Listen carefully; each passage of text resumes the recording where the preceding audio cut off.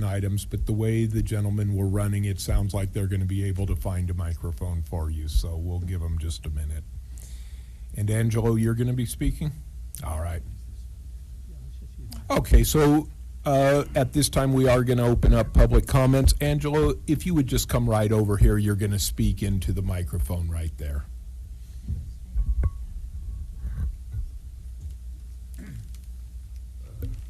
Hi, my name is Angelo. I want to read the letter of apology that I wrote for Miss Horton. Dear Miss Horton, I wanted to say I'm really sorry for posting that picture of you on Instagram. I didn't think about how it might make you feel, and I realize now that it was embarrassing and disrespectful, and I honestly regret posting it in the first place. I also want to apologize for calling you by your first name. I didn't mean to be disrespectful, I just wasn't thinking.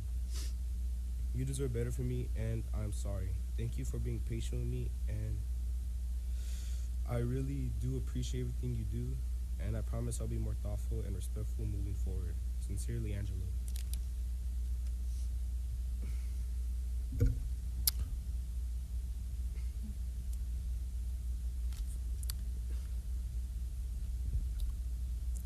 Angelo, do you have more you'd like to tell us? No. Okay. All right. Thank you. Thank you for your time. Okay. All right. At this time, we are going to adjourn to closed session. We will resume at 7 p.m. Thank you all very much.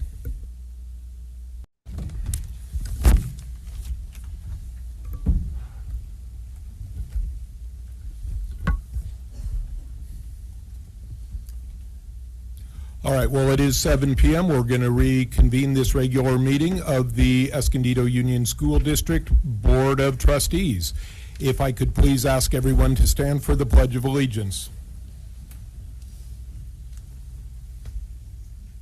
Ready, begin. I pledge allegiance to the flag of the United States of America and to the republic for which it stands, one nation, under God, indivisible, with liberty and justice for all.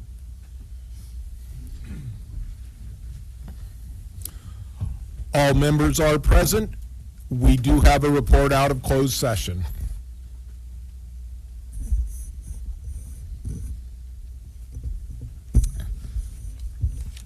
Thank you, Mr. President. Item B1, in the matter of existing litigation, special education settlement, OAH, case number 2025-070650, the board voted to approve the special education settlement agreement by a vote of 5-0. Item B2, in the matter of conference regarding waiver approval for non-certified special education placement at an out-of-state residential facility, Chaddock School, the board voted to approve the placement by a vote of 5-0. And item B4, in closed session, the board considered dismissal charges against a classified probationary employee and took action to approve those charges and release employee number 673424 by a vote of 5-0. And in closed session, the board considered and accepted a statement of charges recommending unpaid suspension of 4 days and attendance at an anger management classes for classified employee number 334567 by a vote of 5-0. And that concludes the report.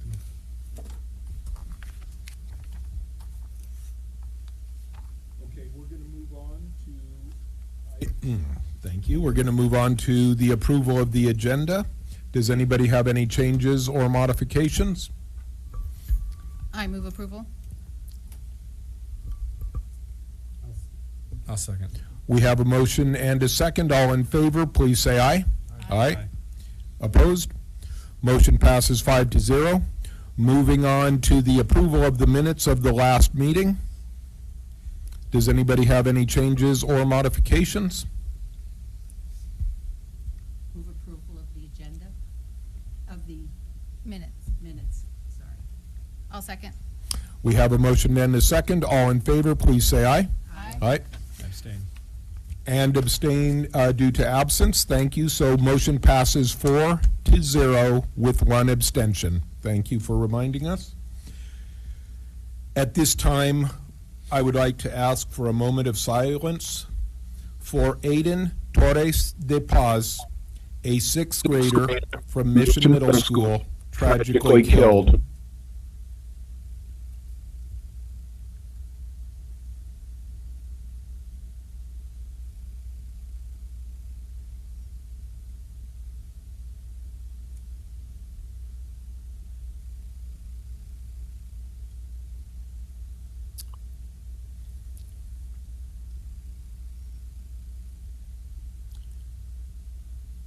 Thank you.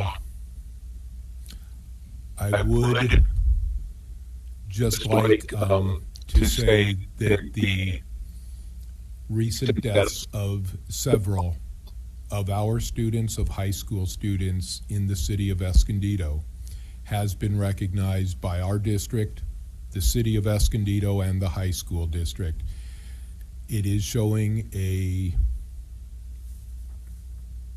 very difficult situation with our traffic in this city and with our culture of traffic, of unsafety in our city, and we are dealing with that. Ms. Harper? Thank you for bringing that up, because we just, I'm going to touch on it later, but we just had a meeting with the city, with the high school board, and us as well, to really try to address that. And we're going to come up with a committee, and that's going to be our focus, to try to work together to not only create an information campaign and education for our students, but also on the city side, working with more enforcement and also education of the public, because our children's lives are so precious, and we need to make sure we can do everything possible to protect them, especially in our city. And we're going to work hard to make that happen. So thank you, and we're thinking about the families. The families of everyone who has been affected. And if you go up by Far Avenue, by North Broadway School, you can see the memorials all over the city of Escondido. At this time, we would like to open up the organization of the Board of Education, looking for a nomination for President of the Board of Education. Mr. President, I nominate Zesty Harper as President of the Board for the next year. Thank you. Second. We have a motion and a second for Ms. Zesty Harper to follow in the rotation for President of the Board of Education. All in favor, please say aye. Aye. You Do I get to vote for myself? Well, you can vote for yourself or you can oppose the nomination, but We have the votes. Oh, no. but right now it would be 4-1, so motion passes 5-0. Moving the gavel. Thank you. Thank you so much. Do I have a nomination for Vice President? I nominate Mark Olson for Vice President of the Board of Education. Thank you. Do I have a second? Second. All those in favor? Aye. Aye. Motion passes. Congratulations, Mark. You're no longer clerk. Less signatures. Do I have a motion for clerk of the board?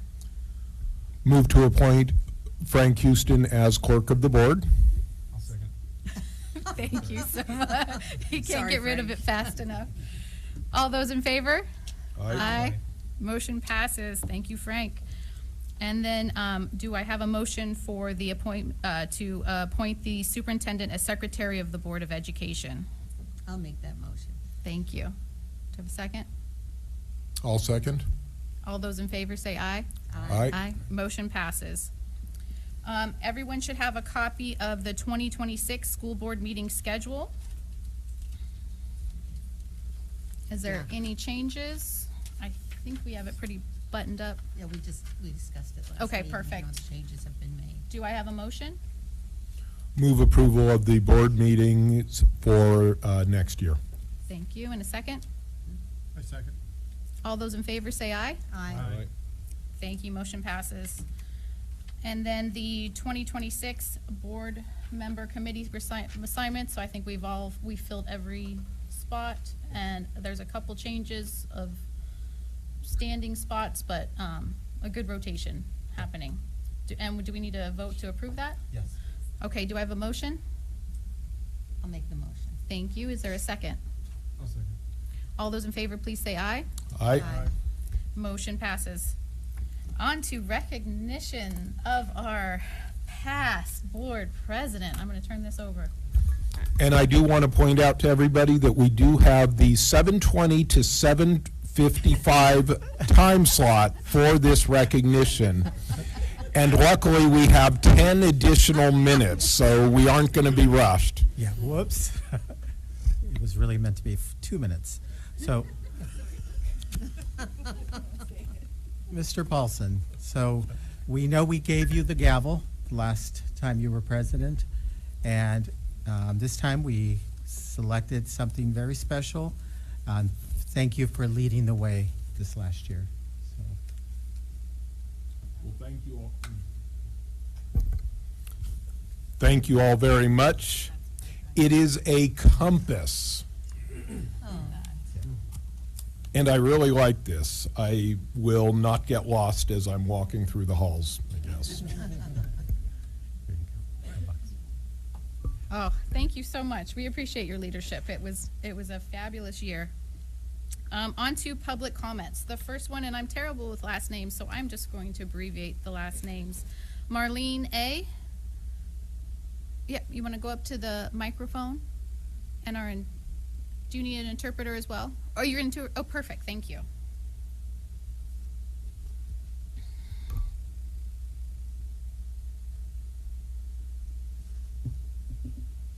So, my name is Isabel Gonzalez, and I will be translating for my aunt regarding some situations that have occurred at the YMCA with her 4-year-old daughter and now 5-year-old. I'm going to be reading as if I were. My name is Marlena Riola. I am Geraldine Murga's mother. She is a student at the Transitional Kindergarten Program at Far Elementary School. I am writing about the situations that have occurred in the YMCA after school program. I am a single mother and I need the program. It is a necessity for my daughter. On September 26, 2025, the program notified me that my daughter had left the school and that she was found in front of the school by the flagpole. I asked the director to show me the videos to find out how long my daughter had been in danger for, and I never received a response. On several occasions, they called me to let me know that she wasn't following the rules and that I had to pick her up. They only asked me for the signature and not the time because otherwise they wouldn't get paid for her. The last incident, November 17, 25, everyone was on a break to the bathroom. Jetta took 5 minutes in the bathroom and as another student went to the same bathroom stall where Jetta was, Jetta came out and she smashed the student's hand as she was trying to leave the bathroom. In my opinion, if there's an adult supervising, why is there another student going to the same bathroom stall as someone else? In my opinion, that is invading my own daughter's privacy, and now she's the one being accused of assaulting another student. I want to express to the district that if they offer the program for transitional kindergarten, to be aware that these are young children, 4 to 5 years old, and the expectation of compliance is very high. The behavior expectations can't be set too high for such young children. They can't behave like 3rd or 4th graders. My daughter was only 4 years old when this happened. Jetta's a kid that has always liked to be very active. With what happened, I feel that my daughter does not have the same rights as other students simply for being different. I also want to mention that at the beginning of the school year, something similar happened with another kindergarten student, and she was dropped from the program. Her mother didn't know how to advocate for her daughter, and she was forgotten. It will always be the student's word against the YMCA. I want to mention that I have proof of everything mentioned in this document, and I also want to add on to her that Jetta, she did start off a little rough with being in TK because she had been in daycare, but we have her teacher's letter saying how much she has improved since, and they still suspended her from the program. And thank you. Thank you. Dr. Ibarra or Mr. McGuire will be in touch with you. Yeah. We have your information. Wendy M. and Zoe T.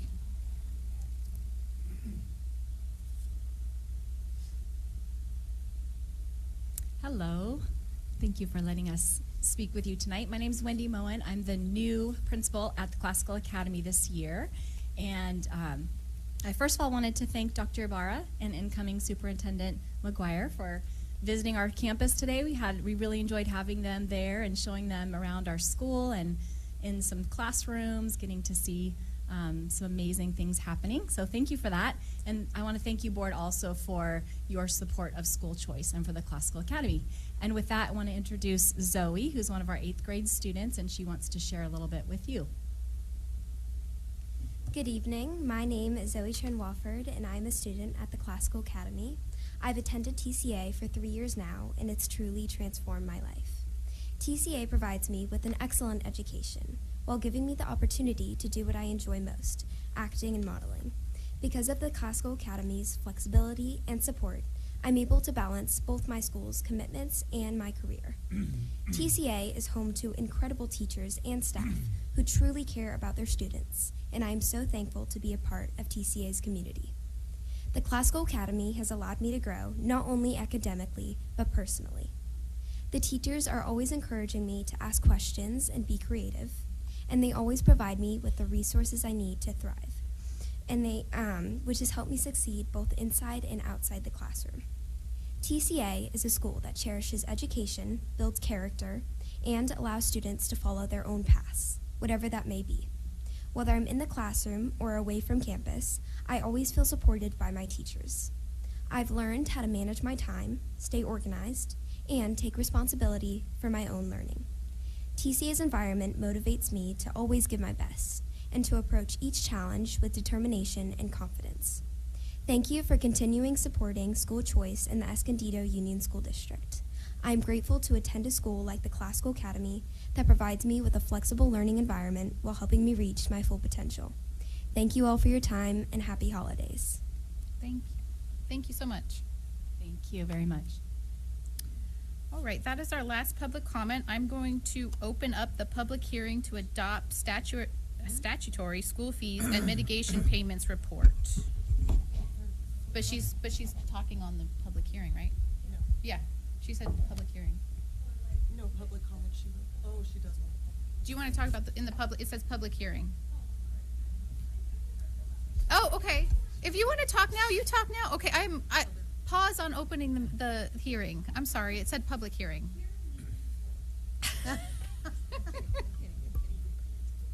By the way, I'm here in capacity of a librarian. We're quiet little mouse, you know, we don't make noises. But I'm here speaking to you as a librarian, and specifically the mission librarian. I want to give a big heartfelt thank you to the Escondido Foundation for supporting our effort to move our library into the 21st century. Because of their generosity, our mission library is growing from a basic storage space into a bright, welcoming space where students can read, create, collaborate, and let their imagination run wild. Over the past 2 years, I've loved watching this space evolve, and this donation helps us take another exciting step forward. It means so much to know that others believe our vision for a library that supports kids not just academically, but emotionally and socially as well. Our students are the reason this work matters. Every day they remind me how important libraries are for children. Places where they can feel safe, explore their interests, discover new stories, and ask questions about the world around them.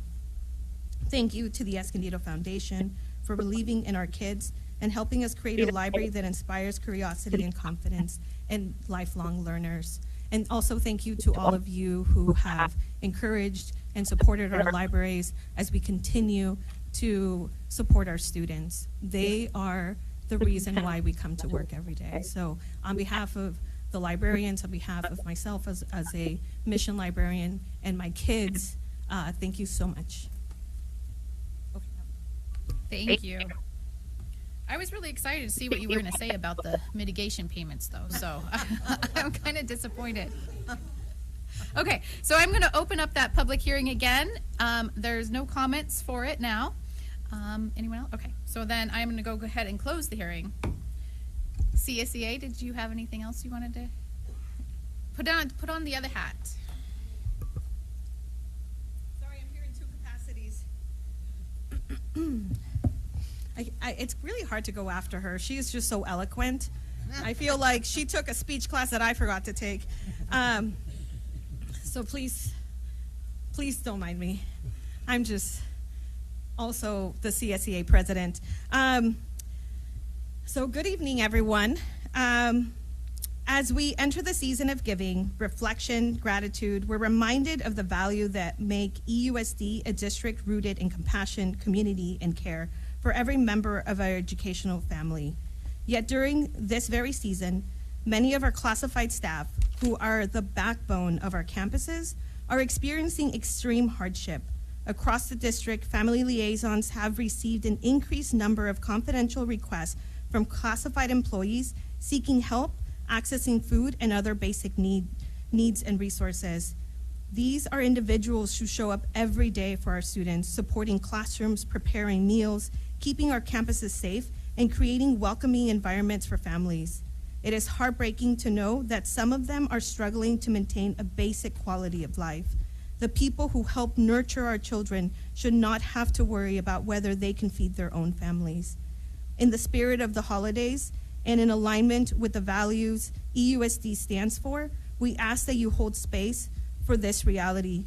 We hope you find it in your hearts collectively to ensure that every classified staff member can experience a standard of living that reflects dignity, stability, and value we proudly uphold as a district. This season reminds us that giving is not only an act, it is a responsibility, and we believe that together we can make choices that honor the people who quietly work every day to make EUSD shine. Also personally, to classified staff, as your union president and as your negotiations team, we want to acknowledge that we see you. We continue to work hard for you. You are the reason that we, stand here every day and we have these tough conversations. And I thank all of you for always giving us the space to have those tough conversations and to listen and for listening to us. And so these are the words that our classified staff keep repeating again and again, right? Where it's hard to make a living, it's hard to feed their families. And so we want to make sure that we are sharing that information with you so that you are aware of how they're feeling, because they're struggling. So thank you so much. Okay, now I'm done. Thank you so much. We absolutely know that we can't do it without CSCA. We just would never even have the lights on. So we appreciate them and we will hold space for them. AAA, anyone? Thank you. Good evening, President Harper. Congratulations. School board members, Dr. Barr and cabinet. I stepped out of my president role this week and became a step-in para in an SCSB class, which was so fun. And I actually helped out in classrooms all week, so apologize to my members for being a horrible president. I didn't really answer a lot of emails, but I was with the kids, and I have to tell you, it was by far the best week of my year. I had so much fun with our little angels, and I have to tell you, our teachers in this district are extraordinary, especially with amongst our most vulnerable students. So to see what these teachers do in, day out is incredible. So props to all the teachers in the district, support staff, everybody. I mean, this district is made of incredible employees. And most importantly, I want to thank you guys for doing your vote for the approval of our contract this evening. This was a big contract. We got a lot of incredible language for our special education teachers. We have now 6 weeks of paternity leave and maternity leave, which is full parental. It's the first in the state. So I really want to give a shout out to the members of AAA and also the bargaining team for doing what we can to support our staff and to support everyone in this district, because everyone pretty much benefits from our contract. So that's incredible. Not only that, we fixed a lot of salary gaps that we've had over the course of our years in this district, none of which a majority of our teachers will not see yet, because most of our teachers are in the upper pay scales. And so you're gonna see a lot of us dip out, me included. So there you go. Get me out of here, guys. But thank you so much for voting on this contract, and thank you for working with us on this. And I want to thank, obviously, our district bargaining team for everything they did as well. So it speaks volumes when our employees feel valued and feel treasured, and right now they're more motivated to do the best job they can because they feel valued. So thank you for that, and again, thank you to all the AAA members out there. You guys are incredible, so thank you. Thank you so much. We have no written communications. Is, they've been, okay, thank you. And then, so moving on to the consent agenda, does anyone have anything they would like to pull for separate consideration or to, have a comment on? I had one and I forgot which one it was. It was the mission project. Oh, let's see, K6, I just had a comment on, not K6. Anyway, it's one of the items where we were talking about the closing out of the mission project.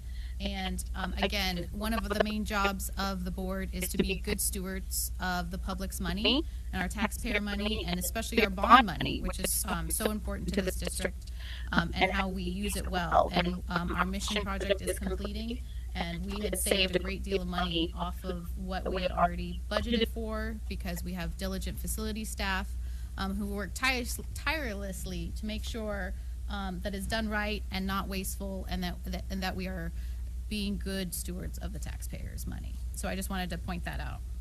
That is K6. Is it a K6? Oh, perfect. Yeah, $845,000 that was saved from what was budgeted, and usually goes the other way, I think, in most public projects. So I just really appreciate all the work that goes into making that happen. Anything else for the consent agenda?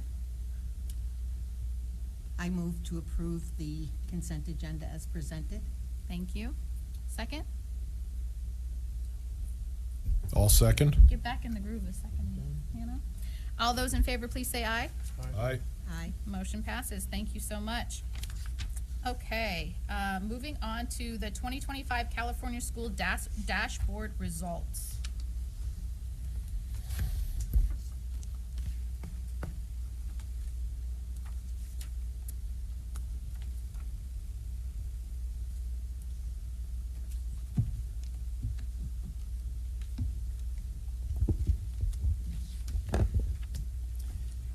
Good evening, Board President Harper. Thank you. And board members, Superintendent Dr. Ibarra, cabinet members. We are honored to be here this evening to be able to present to you the 2025 California Dashboard results, as well as highlight some of the schools that are demonstrating the type of actions that we're looking for across the district. So I'm here this evening with Director Sorensen, and she will help facilitate this evening's presentation.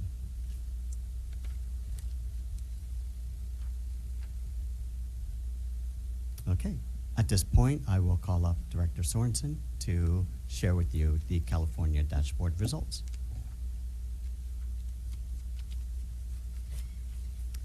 Good evening, Board President Harper, Superintendent Dr. Ibarra, board members, and cabinet. It is my honor to be here tonight to present our California School Dashboard results. We're pretty excited because our dashboard results have showed some really nice growth this year. So this is a very happy presentation. I'm delighted to be here. So just a little background. In Escondido, we have varied measures that we use. So as you know, we have our iReady assessment that tests students who are in kindergarten through 8th grade in reading and English language arts. And that assessment is given 3 times a year. It's a local assessment, but that gives us a great deal of formative information, which can be pretty detailed in terms of domain information and where students' strengths and weaknesses are. Then we have our CASP and our LPAC assessment. And within the CASP, we also have the CAST, which is the California Science Test. And those tests are given to, the CASP is given to 3rd through 8th graders. The CAST is given to 5th and 8th graders. And the LPAC is given to kindergarten through 8th grade English learners. And those are all annual assessments, which are required and given statewide.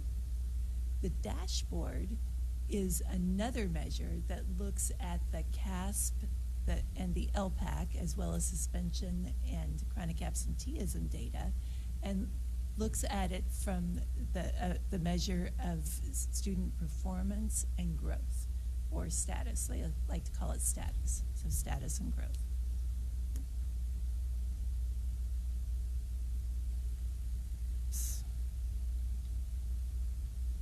Okay, so just a little bit of overview of the dashboard. Again, the dashboard looks at academics, which are English language arts, mathematics, English learner progress, chronic absenteeism, and suspension rate. And then there are local indicators, which we always talk about closer to the LCAP in the spring. So these are our actual results this year. We're very pleased to report that our English language arts and mathematics moved from orange to yellow, and our suspension rate moved from yellow to green.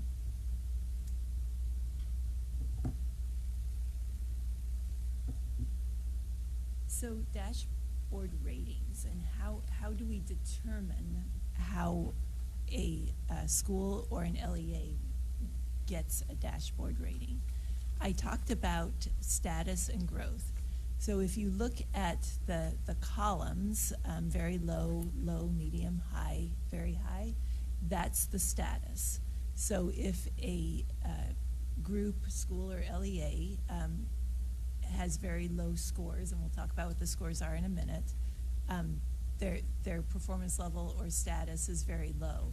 Then it looks at whether that group maintained, increased significantly, or declined. And it's almost like a battleship grid in determining where the students are.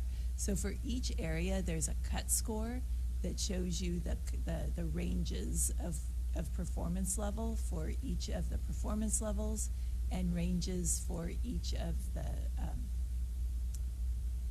the growth levels.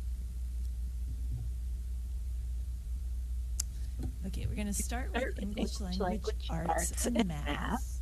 And I'm just going to remind you, I know I've talked about this before, but I'm just going to remind you about distance from standard.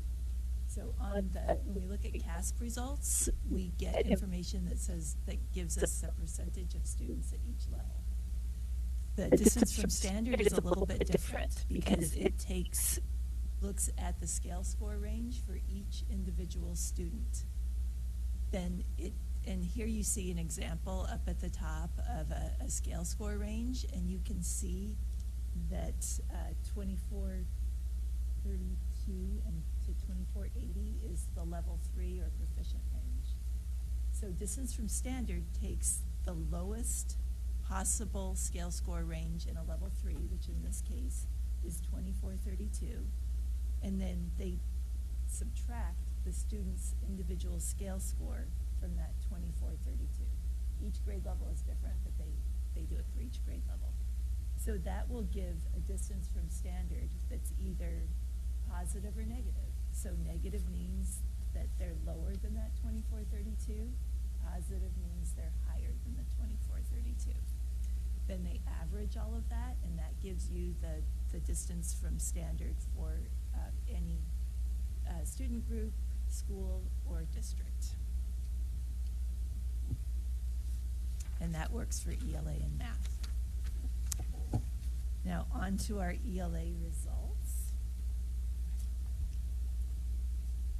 So we're excited to report that we increased by 6 points. And again, our status changed from orange to yellow. While we did show a great deal of growth, we're still 36 points below standard. Then in the right-hand corner, I gave you the California results, just as a comparison. And then below, you can see our student groups. In California, there are 15 student groups that are measured. The long-term English learners, or LTEL group that you see in the red, was added 2 years ago, I believe. And then the general rule is that there have to be at least 30 students in a group to get a performance color, which is why you see three student groups that did not get a performance color, because there just weren't enough students. And not only did we grow overall, but in 2024, we had 5 student groups in the red and 4 student groups in the green. This year, we only have 1 student group in the red and 5 student groups in the green. So some of our student groups are increasing as well. And next, I'm going to go on to the 5x5 grid. So this is showing, again, the status and growth, and it's showing where all of our schools are in that status and growth. And again, the goal is to, on the columns, to go up from very low to very high, and then to go toward the right from declined all the way up to increased significantly.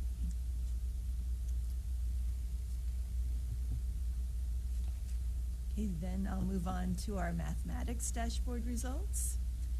And in mathematics, we increased by 5.1 points, and again moved from orange to yellow. We are 58.9 points below standard. And in 2024, we had 4 student groups in the red and 2 student groups in the green. And this year, we're down to 2 student groups in the red, and we're up to 4 student groups in the green. And then here is the 5x5 chart. And you can see where many of our schools are grouped together on this chart.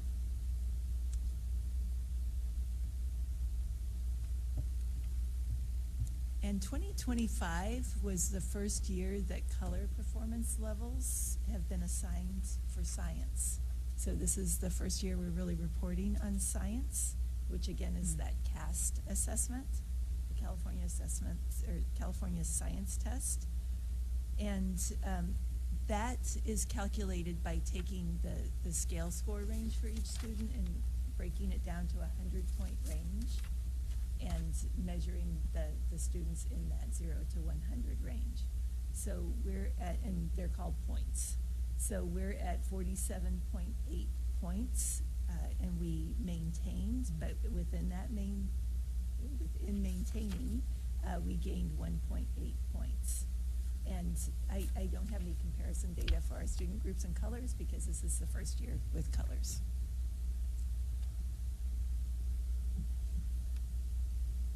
Then this is a 5x5 chart, and I like this 5x5 chart better than the previous ones because it does actually give you the cut scores for the performance levels and the growth. But here again, you can see where all of our schools scored. And just as a reminder, this test only includes 5th and 8th graders from 2025. And then we'll move on to English learner progress. And I know that you've seen this before. In English learner progress, the idea is that students need to move 1 performance level or maintain at a 4.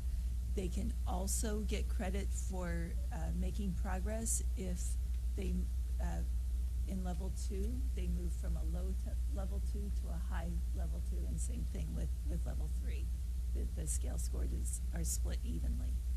So here we divide the percentage of students who made progress by the total number of students who had valid assessments.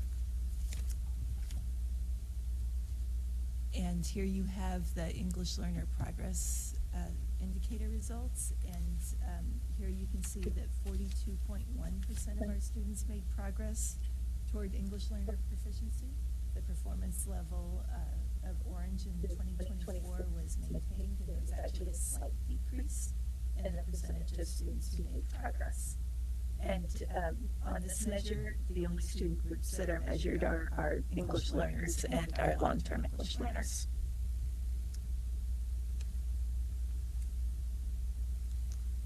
Then here's our 4x4 grid, where you can see where all the schools are. And again, this also shows what the cut scores are. So that really helps to see what caused the schools to move one way or another.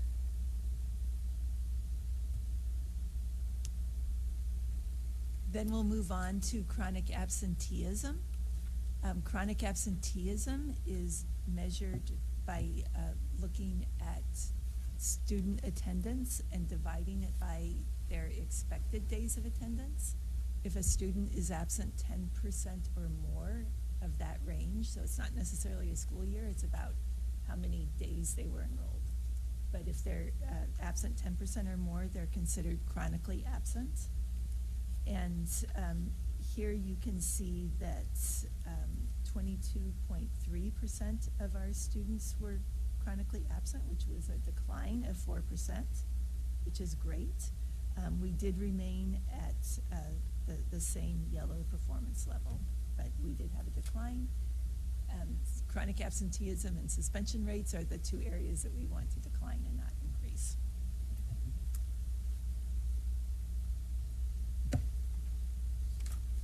Then here's our 5x5 grid.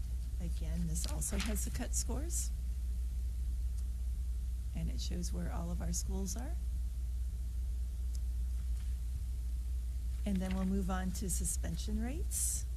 The suspension rate is calculated by dividing the number of unduplicated students who were suspended at least one full day, divided by the total number of students in a school student group or LEA.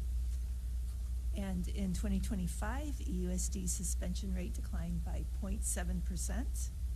And this is a very, very small percentage of our population, so it doesn't take a lot to move in this area. So just that less than a percentage point gain helped us move one level. It can also hurt us because the other way, because it is such a small group. Could I ask a question on this one? Previously, foster youth have not gotten a color because it was not an adequate sample, but they do have a color in suspension rate. Correct. I believe that we're one student over the threshold. But I guess my question is, why would it be one student over for suspension rate, but not for the other aspects? So they're only counted. Last year, we didn't get a color at all because we didn't have the 30 students in the overall group. So that's how many foster students we have in the district. This year, we made that threshold of having 30 total students in the district. It has nothing to do with the number of students that were suspended. It's the total number of students that are in that student group, if that makes sense.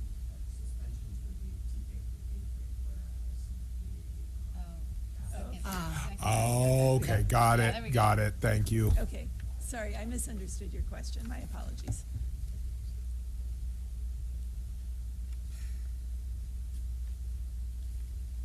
Okay, then we'll move on to the 5x5 grid, and you can see where all of our schools, where students placed in all of our schools. And with that, I will let Mr. Oates take over.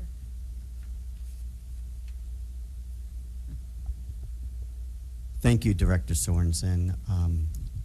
We always appreciate the amount of time that you put into not only collecting the data and making it into a very comprehensible package, but also being able to explain it so thoroughly. So thank you very much.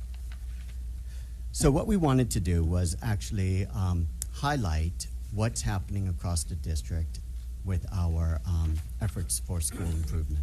And so, as you can see from Director Sorensen's presentation, there are lots of areas that we're really pleased with the growth. We continue to make growth in our English language arts dashboard, our math dashboard, suspension, as well as chronic absenteeism. We also recognize that we have a really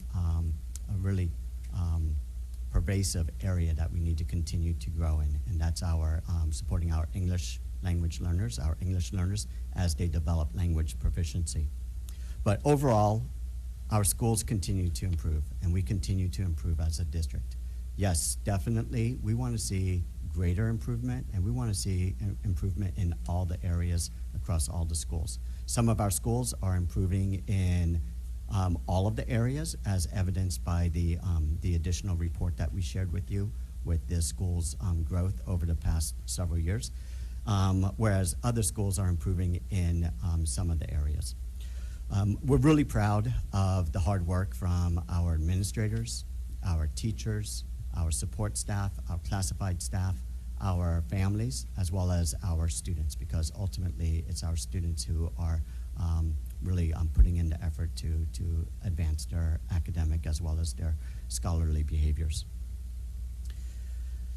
The work that's happening is very strategic and aligns to fundamental principles of school improvement. So we have our North Star. We have the board's mission, our entire district's mission and vision. It's captured in our framework for the future with the learning model, those 4 critical areas: personalized, authentic, competency-based, and inclusive and equitable. We also have our learner profile. It's really important to have that North Star. In addition, it's very important that we, at the district level, as well as schools at the school leader level, have a really clear focus based on what the data is telling them.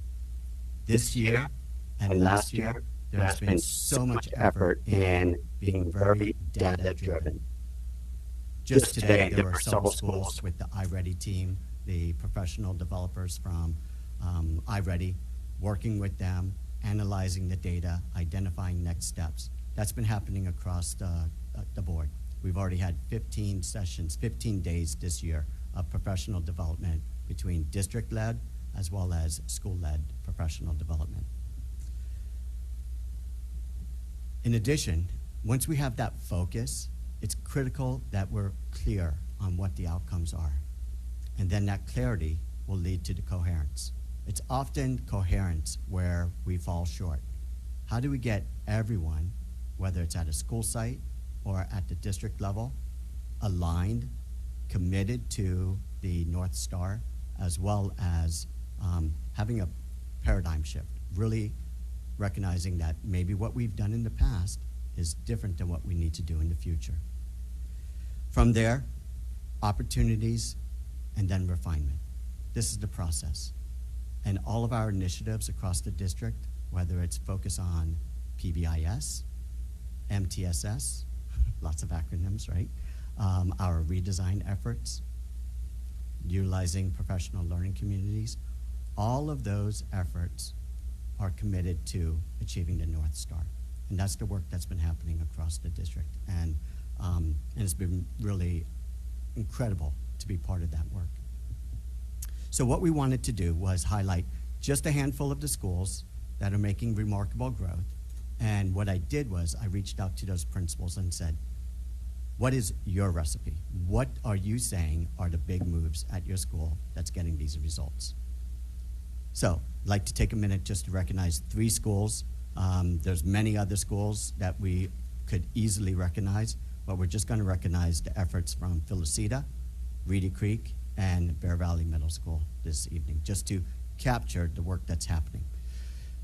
So we know Felicita, as Director Sorensen shared, over the past 3 years has grown 24 points towards standard in English language arts. They've moved from the orange to the yellow. And just last year, they moved 9 standards, or 9 points towards the standard. In math, their growth has been equally impressive, actually more impressive, with 37 points over the past 2 years and 18 points just last year. So this slide here recognizes, well, first of all, has their Felicity cheer squad that's pretty much everywhere these days. And then also the 2 charts here. The first chart is their English language arts growth, and you can see where they've moved from the red to the yellow and then even closer to standard in 2025. And then the next chart is their math performance, where they've gone from orange to yellow to yellow. So when I talked to Principal Higginbottom about what she would identify as some of the efforts that have created this change, first she emphasized the positive school culture. I was just there last week, last Friday, and you could just feel it. You can see it in the students, you can see it in staff, families as they come into the office, classified staff, everyone. The culture has definitely shifted, and it's been very intentional. She also recognized the focus on high-quality instruction with regular classroom visits and feedback. And she has a goal every week she wants to be in every single classroom, recognizing the work that the teachers and staff are doing and provide positive feedback. And she actually has a spreadsheet that she's not for the teachers, not for the staff, but for herself, so that she knows if this is a goal, how can I continue to work progress towards that. And for the most part, every single week, it's check marks for every single teacher. And it's not as a gotcha. It's as a, I'm recognizing, I'm supporting, I'm here to work side by side with you. She also credited school-wide instructional expectations with the protection of some really critical times.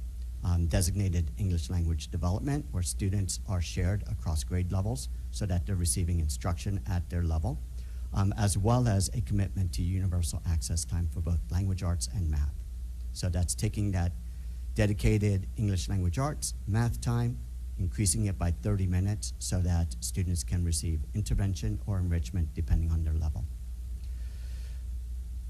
She, as well as pretty much every principal in this district, would credit their growth towards is a professional learning community. So a lot of professional development, a lot of work has happened across the district in this area, recognizing those 4 fundamental questions. What do students need to learn and do? How will we know if they learned it and are able to do it? What assessments are we going to use? What are we going to do for students who already know it? And then what are we going to do for students who did not get it the first time? And that's where that universal access time is critical. She mentioned clear, frequent communication, building coherence and collective efficacy. So she's doing that through her staff meetings, the activities that they're doing, the professional development that's happening throughout the school year, as well as her weekly staff, as well as family communications through bulletins and newsletters. She referred to distributed leadership. She has, for pretty much anything that's happening at the school, she has a committee for. And she goes from, so she has her focus, what the data is telling her, and then to the committee. And then that's where the action happens. And that's how decisions are being made. Felicita is very fortunate. They do have a math coach, Heather Hodgson, and she's leading some of the professional development, co-teaching, and providing support inside the classroom. And Felicita is also a community school. And so they are strengthening their school's MTSS. They have an MTSS site specialist, Sonia Schaefer, who is there helping support that work as well. So these are some of the items that Felicita is crediting. Now, of course, there's so many more variables, so many more things that are contributing, but some of the big things that she's saying, this is where we're seeing the results, and this is where we're going to continue to lead or to lean into to get even greater results. The next school we wanted to spotlight is Reedy Creek, and Principal Lowe is now in her 3rd year at Reedy Creek.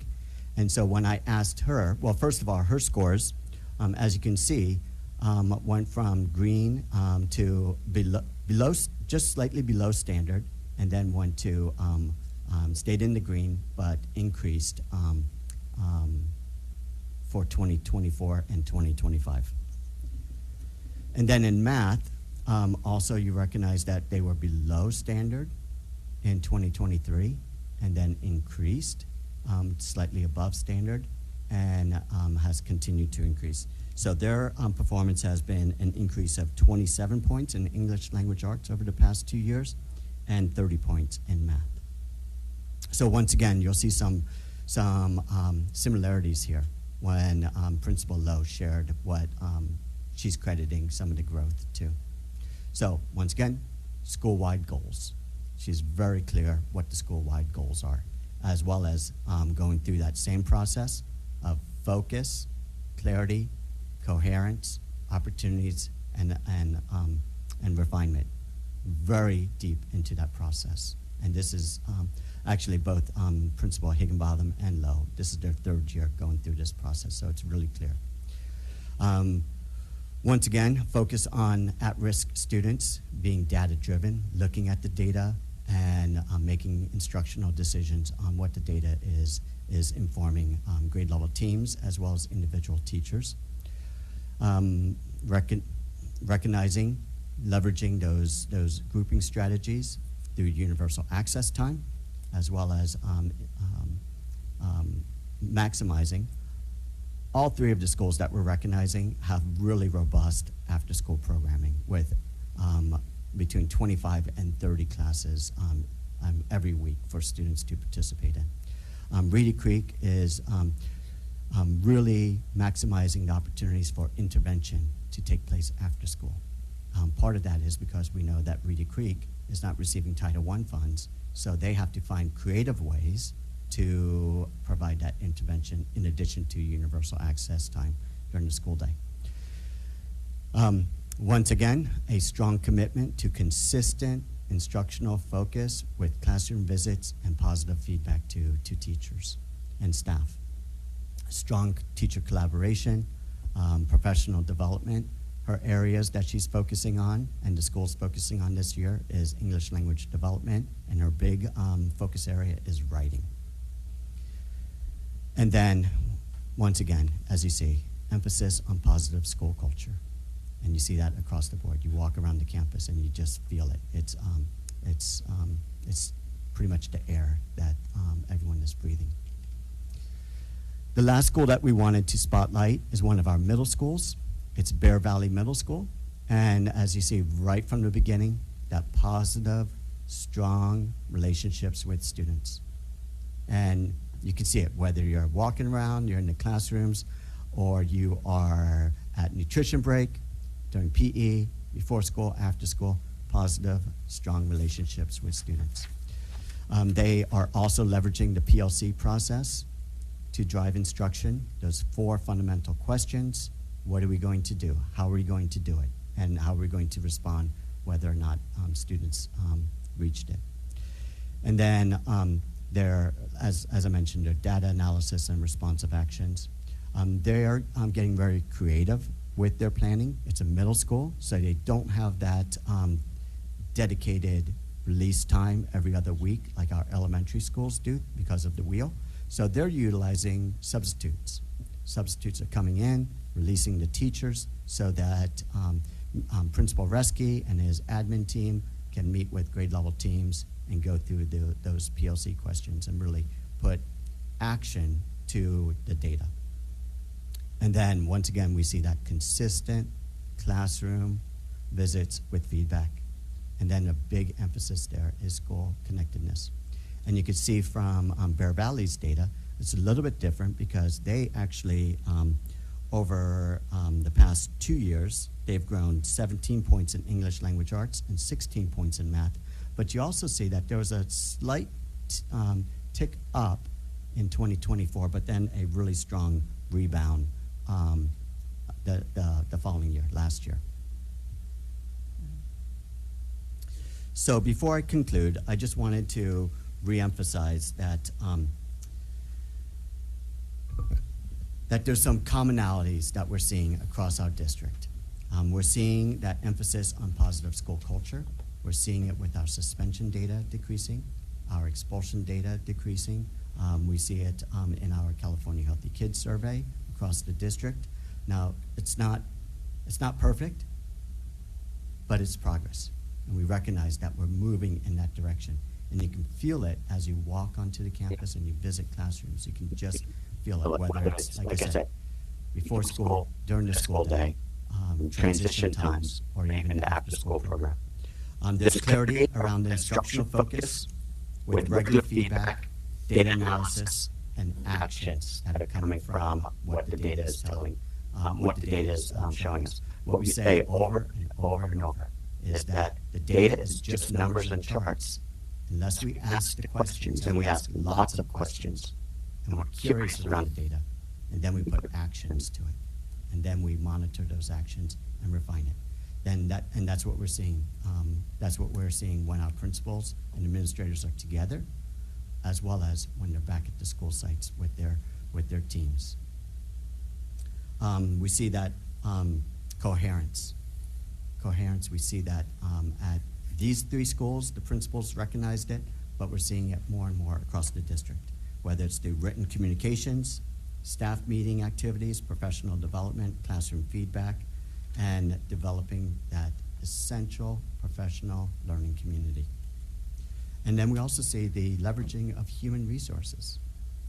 That is our superpower. That is our most valuable resource. And we see it whether it's math coaches, site specialists, classified staff, paraeducators, substitute teachers, grade level teams, classroom teachers. We're seeing that those human resources are making a difference, and we're valuing them and utilizing them to the best of our abilities. And we also see just expanding and making the most of that time, of the time that we have with our students. Our school day, there's a start time and there's an end time. We have to make the most of it, or expand it. And we're also expanding it into the late hours and giving our teachers and our students more time to make a difference. And then finally, it's all about collective efficacy. It's all about the belief that we control the conditions for student learning. And that's where the emphasis has been. We know that collective efficacy is the single greatest influencer of student achievement. John Hattie's work in visible learning calls it out, 1.57 effect size. But how do we get there? And so hopefully tonight, these 3 spotlights emphasize the efforts of how to get there. So with that said, thank you again, Director Sorensen, as well as all of the directors, coordinators, and staff in the room, and all of the hardworking teachers and classified staff and support staff out and administrators out wherever they may be right now. But we know where they'll be tomorrow in our classrooms making a difference. So with that said, thank you very much. And if there's any questions regarding the data or the work that's happening. Thank you. Well, thank you for asking for a lot of questions, and here they come. I first of all want to thank you for several things. First of all, discussing the importance of coherence, of everybody working together, of making sure that we have aligned curriculum during the school day, after the school day, before the school day, and that all of it is working to improve student achievement. I'd like to also thank you for not trying to explain to us how effect sizes work, because it's a little late at night for that. Here's my concern. I just want to recognize the tremendous amount of effort and coordination it takes to get positive results like this, and this is all positive. If we look at how close we are to the statewide average in just about all areas, we're very close. We're very close, and that is very good news. I'd also like to thank everybody for recognizing that although we're close, we're not there. We're not there until we're above, and then significantly above, the statewide averages. We don't want to rest on our laurels. We want to maintain, or not maintain, but we want to sustain this improvement cycle. And so thank you for that. One thing I appreciate that you brought up the subject of English learners. That does appear to be one of our very serious issues, and that is a critical issue. Our long-term English learners, our students who possibly were born here, have been in our system since kindergarten or before, who still are not proficient in the English language. That's a huge concern. For many years, we had a complete district-wide emphasis on English language learners and English language learner progress. And when we had that district-wide focus on English language learners, we were making progress. So what we know through the work of many researchers is that if you focus on something, we can make a difference.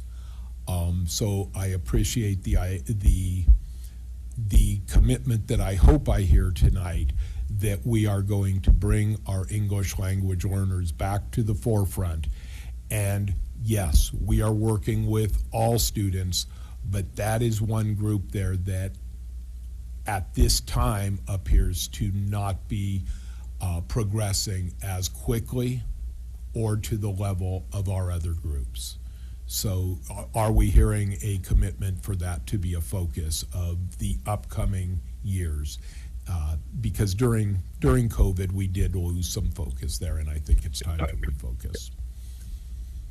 Yes, definitely. And I just want to emphasize that that commitment actually has already been initiated. We had 83 teachers participate in the 2-day AVID Emerge, which is the English language English learner focus of AVID over the summer.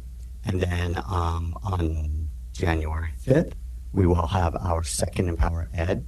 And we have a 3-hour refresher course for those teachers to come in. And even though it's an optional day, it'll be optional as well as paid to get a refresher on those strategies with the opportunity to continue to do their collaboration and implementation of those strategies. In addition, on January 5th, we have our second Empower Ed day. And so the morning will actually focus on Tier 1 academic, English learner strategies, and social and emotional and behavioral supports. So there will be teacher-led sessions that are happening. And that commitment around English learners, that's just the tip of the iceberg. It's going to continue to be a strong focus as the data tells us. And so just as in any situation, we need to look at the data, we need to ask the questions, we need to be really curious about it, and then we need to get to root cause for the situation. And so that's where we're at. But definitely a commitment. And we look forward to hearing about the effect size of those activities next year. So I was just wondering when we were talking about that, do we used to offer, and I think part of it is when you say they're born in this country, still speaking not the English at home. There used to be a program for the parents to learn English, and I would think that would be useful as well. Is that still in existence? We do have schools that have that program, have many programs that are supporting families as well. I want to say last week, another school visit, I was at Farr Elementary, and Farr Elementary was having their culminating adult English learner class celebration. And it was a beautiful event where the students, who were the parents in this case, were up there presenting a project, and their students, this is during the school day, their students, their children, came in as their parents were presenting, and we were able to actually visit that and see the parents, who are now students, demonstrating their knowledge and their learning, which has happened over the course of the first semester. So we have those partnerships, and we're going to continue to support those partnerships. I want to say there are at least 30 parents who are in that class, and it was through Palomar College, and so just a strong partnership with them to provide those classes at the school site where the families are. They're dropping off their students in the morning, and then also where the children can see their parents learning in a different room. And inspire the children That's right. to learn as well, and they could practice with one another. It could be a family project. Yes, it was very inspirational to see that. I was very fortunate to be there at that moment with Principal Santiago, and we were able to watch some of the celebration. And the other thing is, the languages now are not just English. I mean, That's we correct. have a multitude of languages that complicate the situation as well, as far as learning English. It's very true. I think we have over 100 languages represented in Escondido in our schools. I couldn't tell you that exactly, but that's when I look at Director Sorensen, because she has like a library of knowledge.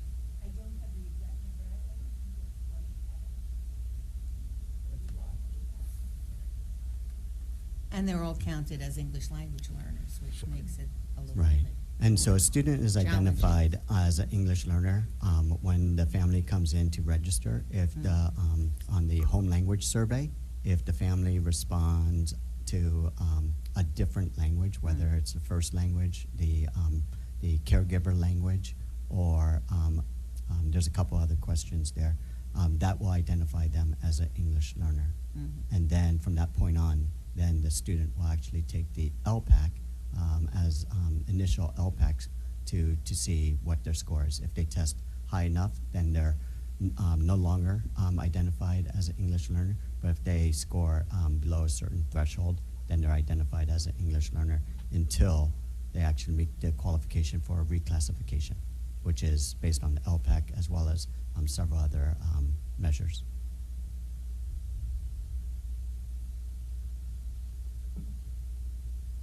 I'm done. Oh, you're- No, well, the other thing, I just had a comment on the dashboard, which I find mind-boggling. As a parent, thinking about parents expected to understand the process.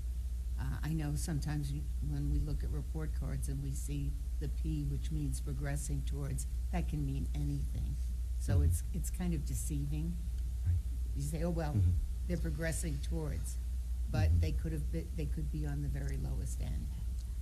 You rarely see a B, a below grade level, severely below grade level, because that would be disheartening. But sometimes you need to face up to it and to work at it, not just from the teaching side, but from the learning side as well. Okay, thank you. Thank you. I don't have any questions. I just wanted to thank you for the work that you guys are doing. It's obvious that we are moving in a positive direction, which is really good to see. Because that was one of our biggest concerns was coming out of the COVID era, how far down and how our concern was how are we going to get them back up and running. And it's really good that we have a really good, clear path, and we appreciate the work that all the teachers, staff, and everyone is doing to make that, a real effort and some really good results. So I'm really looking forward for next year to see how well we progress from there. So thank you so much. You're Great welcome. examples of, seeing that it can be done. Yes. To encourage the other, the other students in the other classes that, oh, yeah, look, they're making that growth. We can make that growth too, and really Share. yeah. Did you have anything? Okay. I had just had a couple comments. I didn't have any questions because I appreciate Rick meeting with me earlier, so I didn't bore everyone in this room with my questions. So I really appreciate the clear mission and expectations, but at the same time, the way you're interpreting those to really focus on the data, but take feedback and involve everyone in it. I think a lot of times we have a top-down approach, and I feel we are really engaging the principals, we are engaging the teachers, we are engaging the support staff in their ideas and what they found has worked in their classroom, just like you mentioned our empowered ed. I mean, that we have our own staff that is fantastic and that we're sharing out all of those great ideas. I really think that helps build capacity in our district because we have tremendous teachers who are doing, they're moving mountains every day. Every time I go in the classroom, I'm exhausted by the few minutes I stay in there. But I really appreciate that collaboration that's happening, and then actually talking about it and talking about the data. I appreciate you highlighting these three schools because it really helps us understand, well, what is separating these schools apart, or what are they doing to really make those growth goals and really making that jump. And I think a lot of it is the culture, like you said, of the school, of them believing in their students and believing in their teachers and staff and making it happen. So I really appreciate it. I'm excited for the growth, and I'm excited to when you're up here next year to see this report. So thank you so much. You're welcome. Thank you. Thank you. All right, now on to the first interim report. Mrs. Cagle, please come to the microphone. Good evening, President Harper, board members. Tonight we get to discuss all things first interim.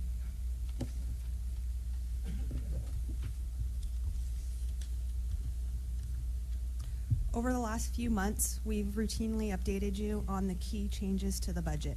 Tonight, we are presenting the district's financials as of October 31st, which is a culmination of all changes since the budget was adopted on June 30th. And then, as always, we've done the math for you to see the changes. Our revenue changes. There was an overall increase in the unrestricted revenue, mostly comprised of the LCFF TK add-on of $1.7 million. The governor's adopted budget included an increase of $2,468 per ADA for TK. Although this increase in revenue is good for us, I want to point out that the increase in LCFF revenue is strictly tied to the TK add-on. In fact, even though LCFF funding received a 2.3% COLA, our base LCFF, which includes grade span, supplemental and concentration, actually decreased by $138,000 from our 24-25 entitlement. Can you repeat that again? Because I think that's a big misconception of, yeah, we got a COLA increase, but the actual amount we have in that we actually get paid for has decreased. Yes, so our LCFF base includes grade span adjustment, our supplemental and concentration. That's our base. Then we have add-ons. We have home to school transportation, the TK add-on, and targeted instructional block grant. That's in addition to our base. When you look at just the base, the LCFF funding did get a 2.3% COLA, the per student amount. However, because of declining enrollment, we actually lost $138,000 from last year. So our revenue went down, So our revenue, so to speak, on our base.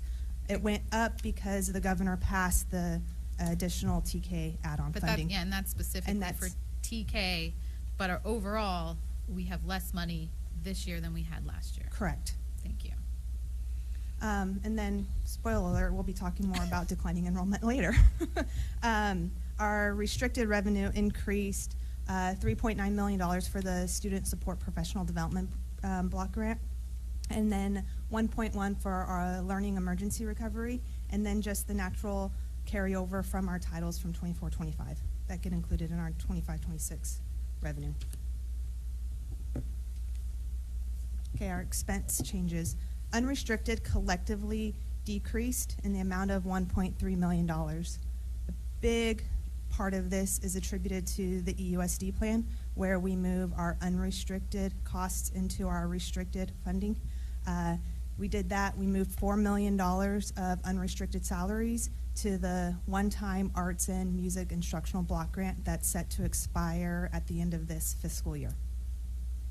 And then the budget also includes the partial negotiated settlements. It includes everything at the time. This budget includes the 0.5 ongoing salary schedule and the 0.5 one time. We've settled with a 0.75 ongoing and a 0.75 one time. That 0.25 increase will be included in second interim. And then at the time of adoption, organizationally, we examine all of our positions. Where do we think we're going to be?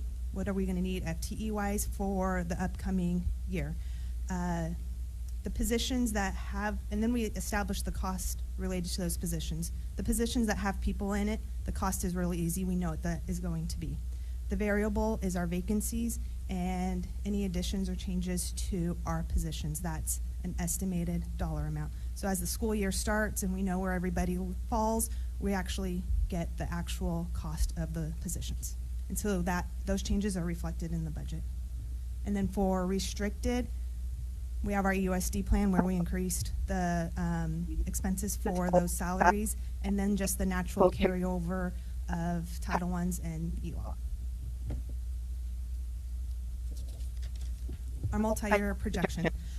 This is our roadmap to where we're going as a district and where we are.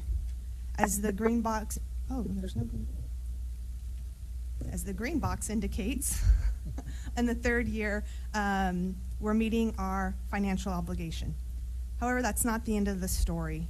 Our goal is not to be at that $15 million fund balance at the end of the third year. Our goal is to exceed that amount. And that really starts with the work that we do today and every day, where we're exploring and looking at different ways to increase our revenue, decrease our expenses, and look at what costs we can move from unrestricted to restricted, also known as our EUSD plan. That work allows our ending fund balance to grow. A healthy fund balance provides us with the opportunity to continue to invest our resources in our students and our staff. So we want that number to grow every year. And then, as always, the forecaster, which visually shows where our fund balance is. And you can see that we're better off at first interim fund balance endings than we were at the time of adoption. Okay, up to this point, Michelle, thank you, has gone over our financial resources, and certainly those are important so that we can continue to invest in our students and our staff. But the next section, I think, is a call to action by all of us here in USD. And as mentioned in the conversation that we just had here, the impact of our enrollment and the declining enrollment on our resources.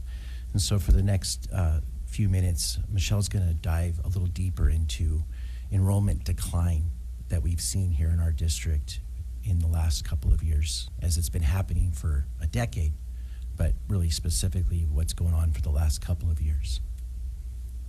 Okay. As promised, conversation about enrollment. I really want to focus on the left graph. That's our historical enrollment in ADA, specifically the years in the blue box. That's the last 5 years. In those last 5 years, we came out of COVID.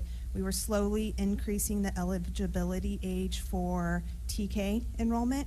And so you can kind of see that our enrollment changes have fluctuated throughout the years. It's not kind of a steady, predictable trend. This year, I was thinking we would have stabilized a little bit since we were no longer in COVID. Everyone's gone back to normal, and this is the year where all of our TK students are eligible for funding.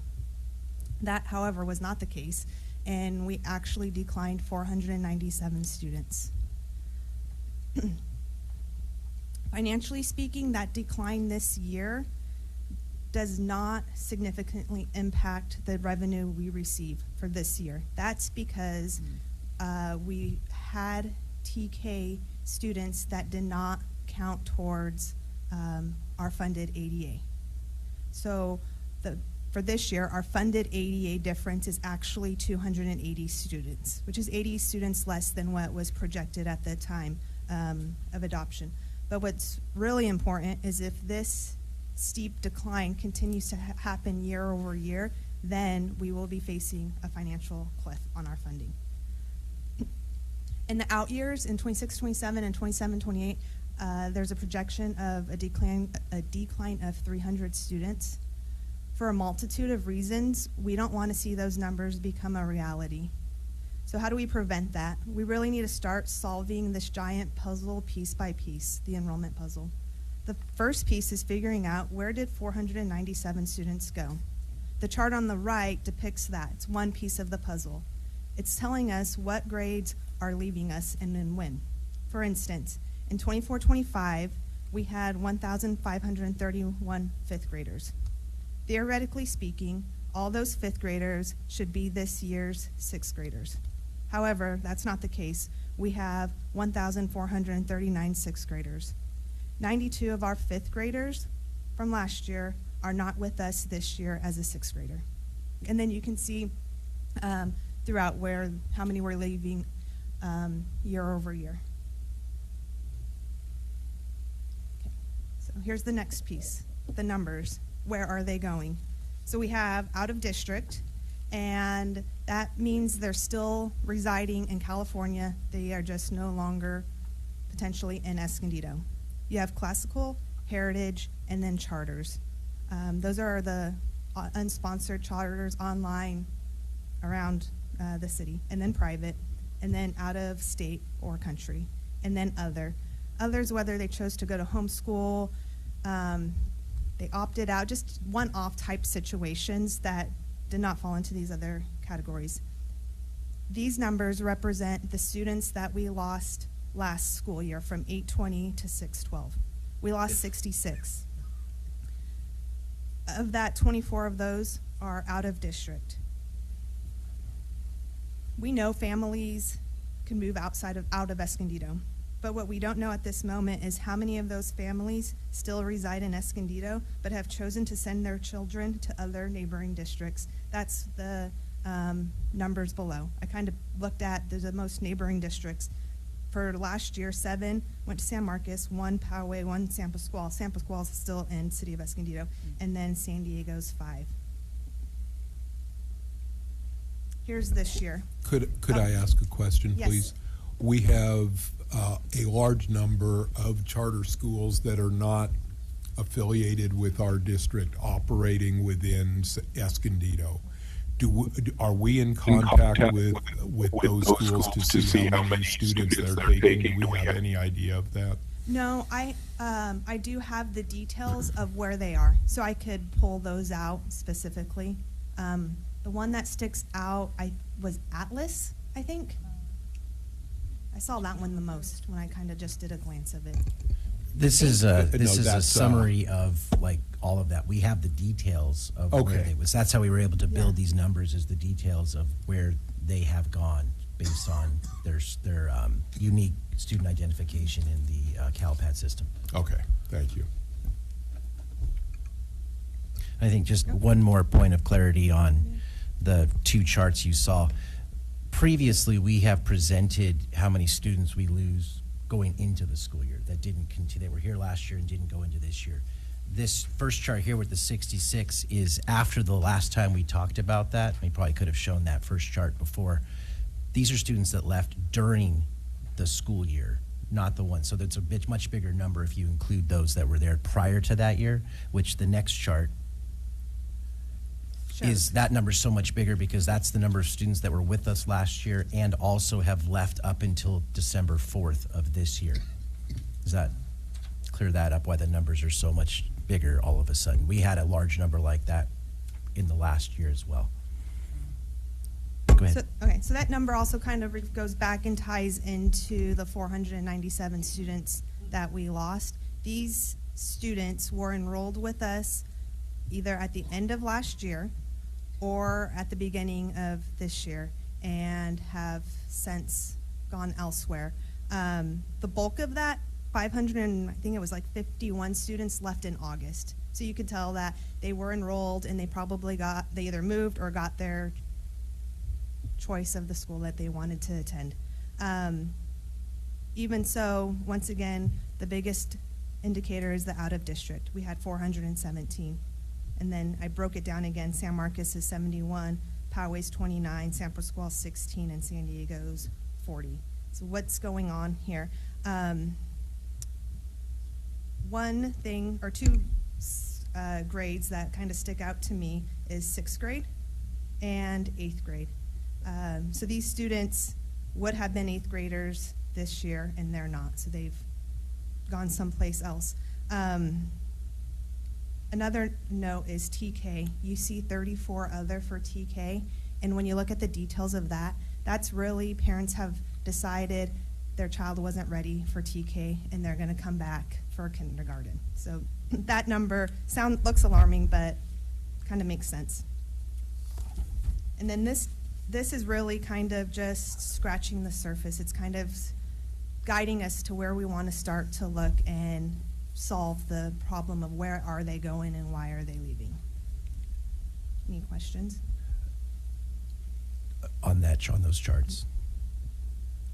Okay, so good. So obviously, as I spoke about before, there's a bit of a call to action here as I see it. We have some significant challenges across all of public education, and to keep the puzzle theme alive, some days it feels like we're putting together a jigsaw puzzle with the picture side facing down.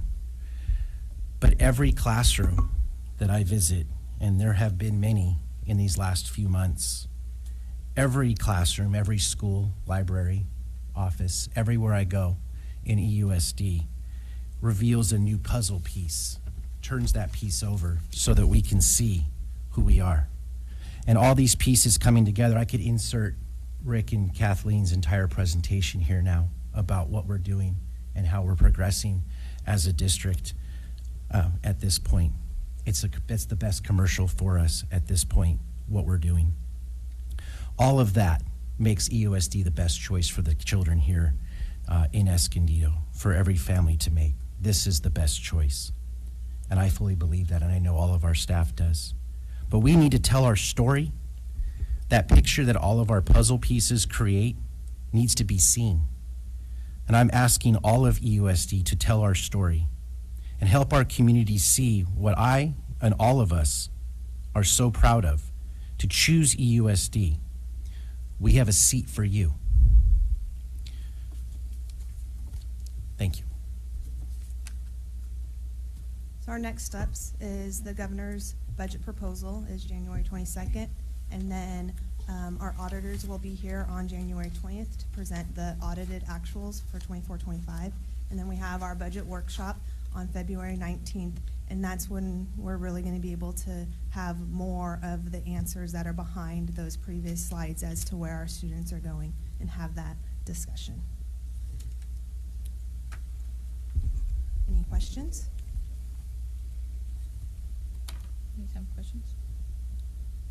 Were we able to determine, because you're showing on the last slide of the, yes, that one, like 71 students went to San Marcos.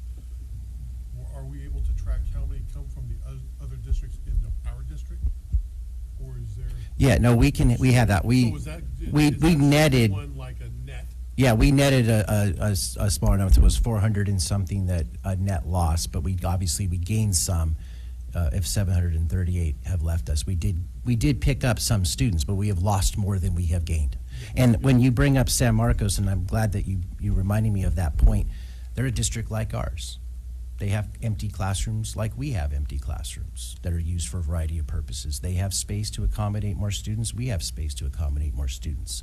Why are we losing students to another district next door just like ours? What makes them better than us? And I would say nothing. But I think the problem is that we're not telling people that. What we see in our schools, what we know our staff does every day in our schools, makes this the best choice in our entire area. So we need to go to work on making sure everybody in this city, everybody in our boundaries and beyond, has an opportunity to be in our schools, just as much as they could go to San Marcos or Poway. This is a better choice. And it's our job to tell that story about what we're doing in our classrooms, in our schools. Thank you. So have we started some type of action plan on how to get that word out? Absolutely. Okay. We're already working on that, and that work, actually, we're going to start executing some of that plan even beginning next week, working with some of our principals and starting from there on how we can help everybody understand what's really happening in our schools and getting that word out. So yes, there will be an action plan, and we're already starting it. Thank you. Yeah, I mean, I think that's on all of us to really talk about all the programs, because I don't think people understand what's happening here. And what, I mean, just even our extended learning program offerings. I mean, that you could go to C camp, you can go to 6th grade camp, you can, surf camp, and all these things. There are and after school opportunities, and, enrichment and intervention. I mean, there's so many positive things happening in this district. I know there's a huge, since there's a huge gap at middle school, I personally know that. I have a 6th grader who, is going into middle school, and you look around and you go, what would be the best fit for them, especially in middle school, since it's such an awkward time for them. But like one example I can think of is at Hidden Valley, how they do that showcase for 6th graders. They open up their doors, they have booths and tables galore to really show the kids, are you interested in this? We have this program. Are you interested in this? We have this, they had so many offerings and snacks, which is always good. That's always good to get the kids in there. But really open it up to our community so they know about it, so they could come in. If you're I was a 5th grade parent last year, and you go in and you're like, what is my child going to experience. And you go in there, and we went in there, right? And they were warm and welcoming and really excited to have your student there. And I think that's one of the things we could do to really make an impact on this community, is for them to see what's actually happening, not just the reputation or, you know, a couple things they've heard, but really go into our schools and see the good work that's happening. And we need to do a better job of showing that good work that's happening, because we are providing a quality education to them, and they should be here with us. So, I mean, that's something we can control. We can't control birth rates. We can't control, you know, people moving out of state. But we can control how we attract people, how attractive our programs are, and what job we do to really educate these students to set them up for life. So I know we have great things to advertise, and I think that's, you know, definitely how can we get the kids back? How do we get the parents back? How do we overcome some of those fears that parents might have, or the misconceptions of our programs? I think that's really important. That's actually part of the action plan. Oh.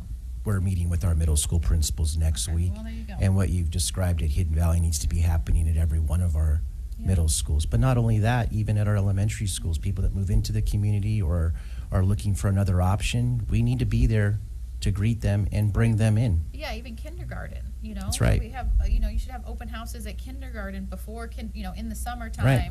so they can come in. This is where you'll be. This is your teacher. You know, that type of There's thing. such a misconception about what happens behind our fence line. Mm-hmm. And when you get behind that fence line, you immediately realize that what you thought we're something way better. Yeah. And we have to help people come in and see that. So one of the I'm sorry. Please. Go ahead.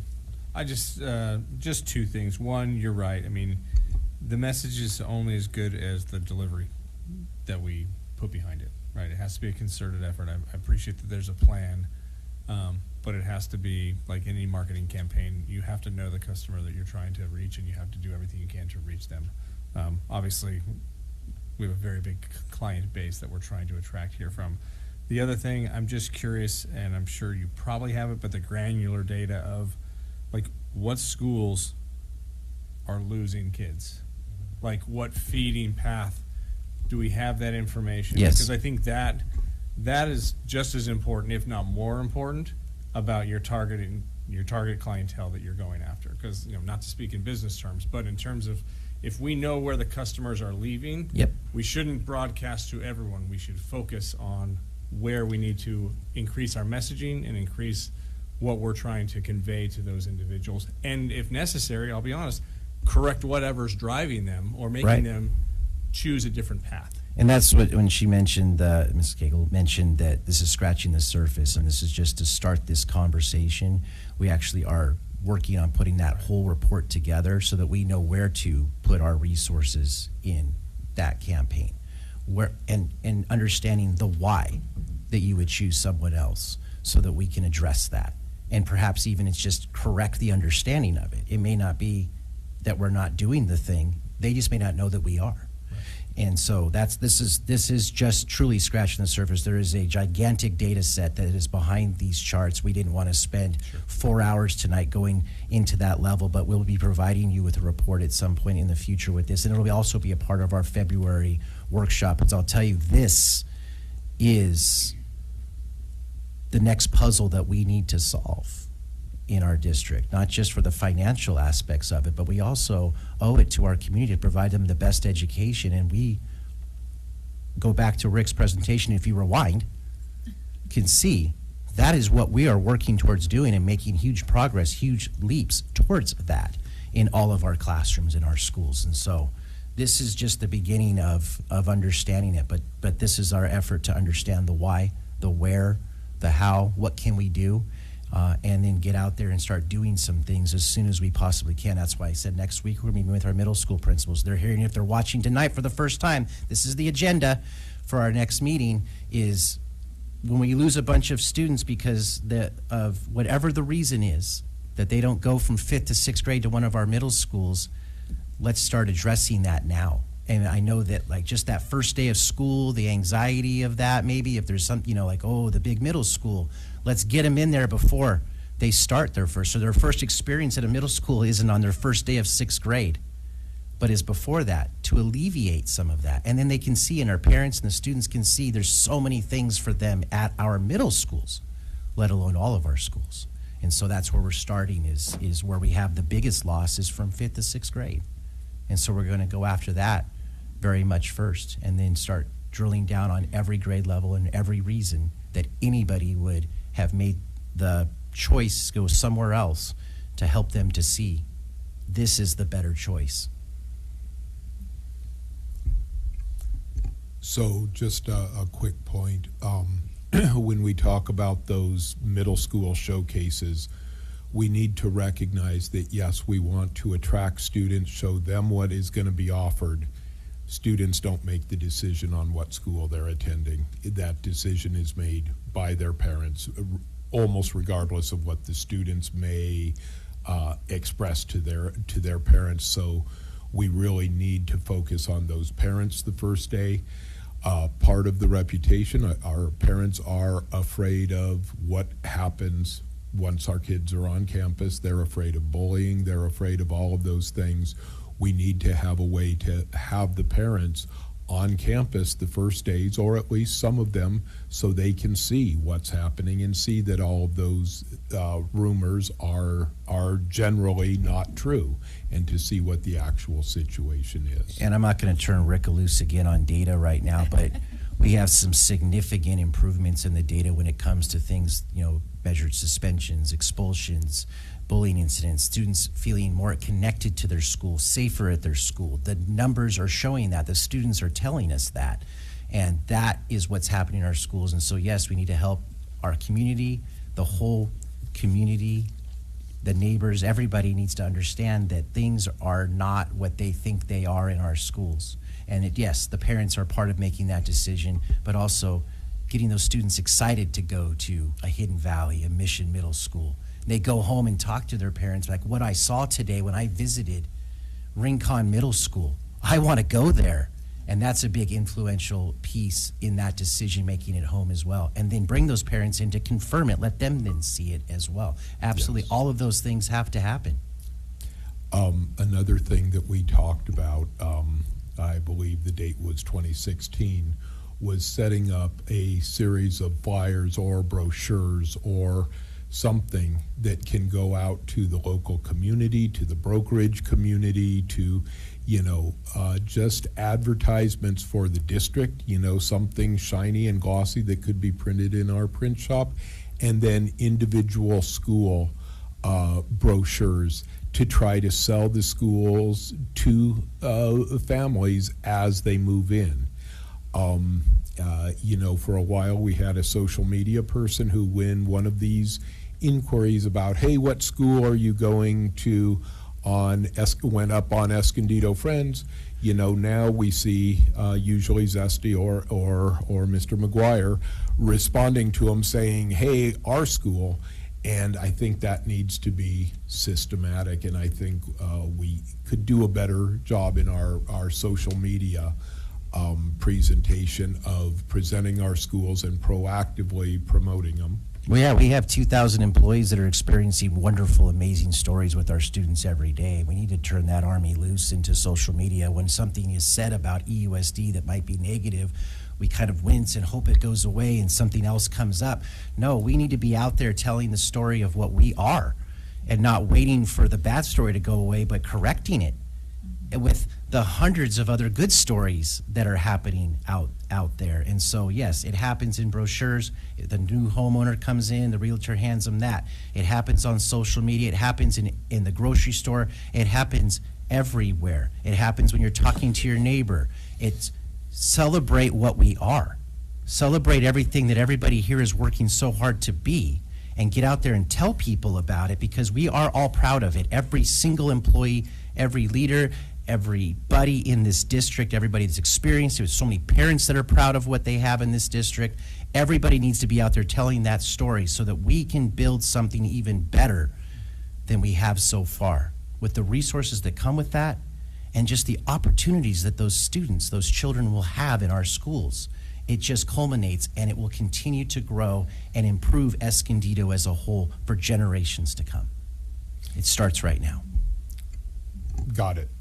And my final thing would be, we need to make sure that we have polished emails with information, so that when we get an inquiry coming into our into ISS or wherever it comes into, we have a welcoming message. Not, okay, you're going to need to go through this process and we're not guaranteeing anything, but welcome to EUSD. We look forward to having your student. Here's what they can look forward to, you know, and then in the last paragraph, there is a process, you know, but I think we need to get standard messaging that is welcoming and positive, and I think that's a vital piece. Added it to the action plan just now. Any other questions? No? Okay. Michelle, you're doing great there, by the way. You're I doing. can't wait till February, yeah. Thank you. Thank you. All right. We have, oh, yeah, okay, thank you so much. Thank you for reminding me. Motion to approve as presented. Second. All those in favor, please say aye. Aye. Motion passes. On to request for proposal for the LR Green Sports Field. Exciting. So, we're asking to approve the award to Lusardi for us to do the construction services for redoing the backfield. So that backfield of LR Green, where we've cleaned out all the trees, kind of took out all the weeds, started to grow back a little bit, took a little extra time to get this project situated. But our intent is to have a large grass field there, a covered hard court area as well, and a bathroom building, so that our after-school program, as well as even the schools next door there, could make use of that field, and then we can, you know, a much more improved version of our rugby fields we've been building in our schools when we have our district-wide events, intramural sports and whatnot, that we'll be able to have another opportunity for our students on a piece of property that we have that's kind of just sat overgrowing for many years. Let's make some use of it as yet another one of the wonderful opportunities we have here in EUSD. Okay, so just to confirm, this is the area behind LR Green that is not currently part of the LR Green campus, Right. but what would be considered by most people to be part of Kit Carson Park. Right. But which actually belongs to us and is going to become A sports field, beautiful. multi-use. Yeah, and paid with the extended learning program funds. Right, with our ELOP funds, yes. We don't call it ELOP. Our Explorer fund, well, the state calls us ELOP, we're calling it Explorer, those funds. So I will move approval. Do I have a second? Second. All those in favor, please say aye. Aye. Thank you so much. Motion passes. Okay. Number 3, do I have a motion for N3? The expulsion right here. Regarding case, action upon student expulsion case number 2025-26-01, recommend as presented by the, lost my mind. The- Expulsion. by the expulsion Yeah. committee. Approve recommendation, yeah, Approve absolutely. recommendation. Do I have a second? Second. Okay, and this is a roll call vote. So, Mr. Paulson? Aye. Mr. Olson? Aye. I can't think of everyone's last name. Mr. Houston? Aye. Mr. Gardner? Aye. Motion passes. Thank you. Oh, Mrs. Harper, I vote aye. Thank you. Appreciate that. You know, we'll get it. Oh, okay. Excellent. Now on to our tentative agreement with EEA.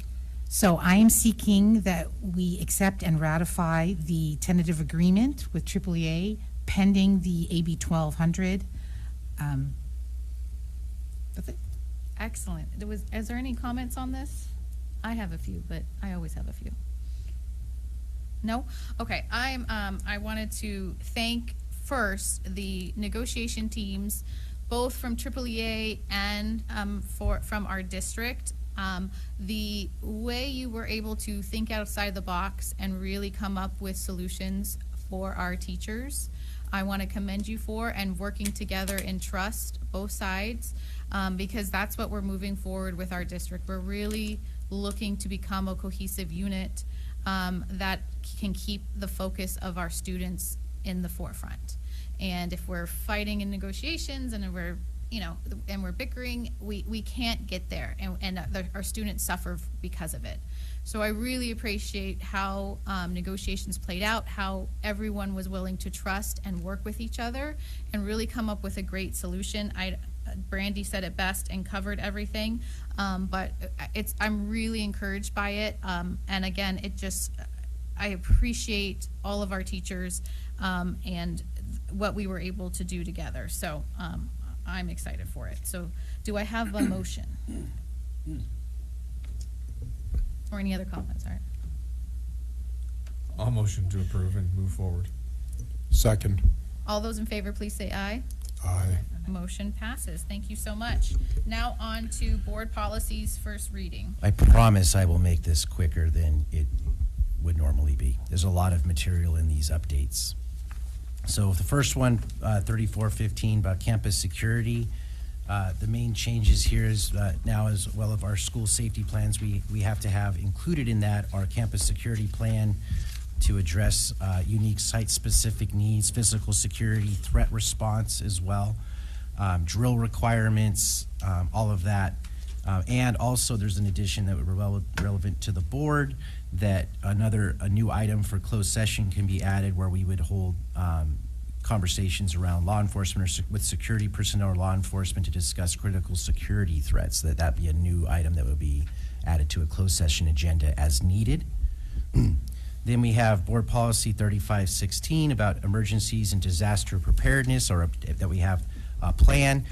What we're adding to this, what's being added to this really is centered around cybersecurity, having been such a big thing in the world these days about that.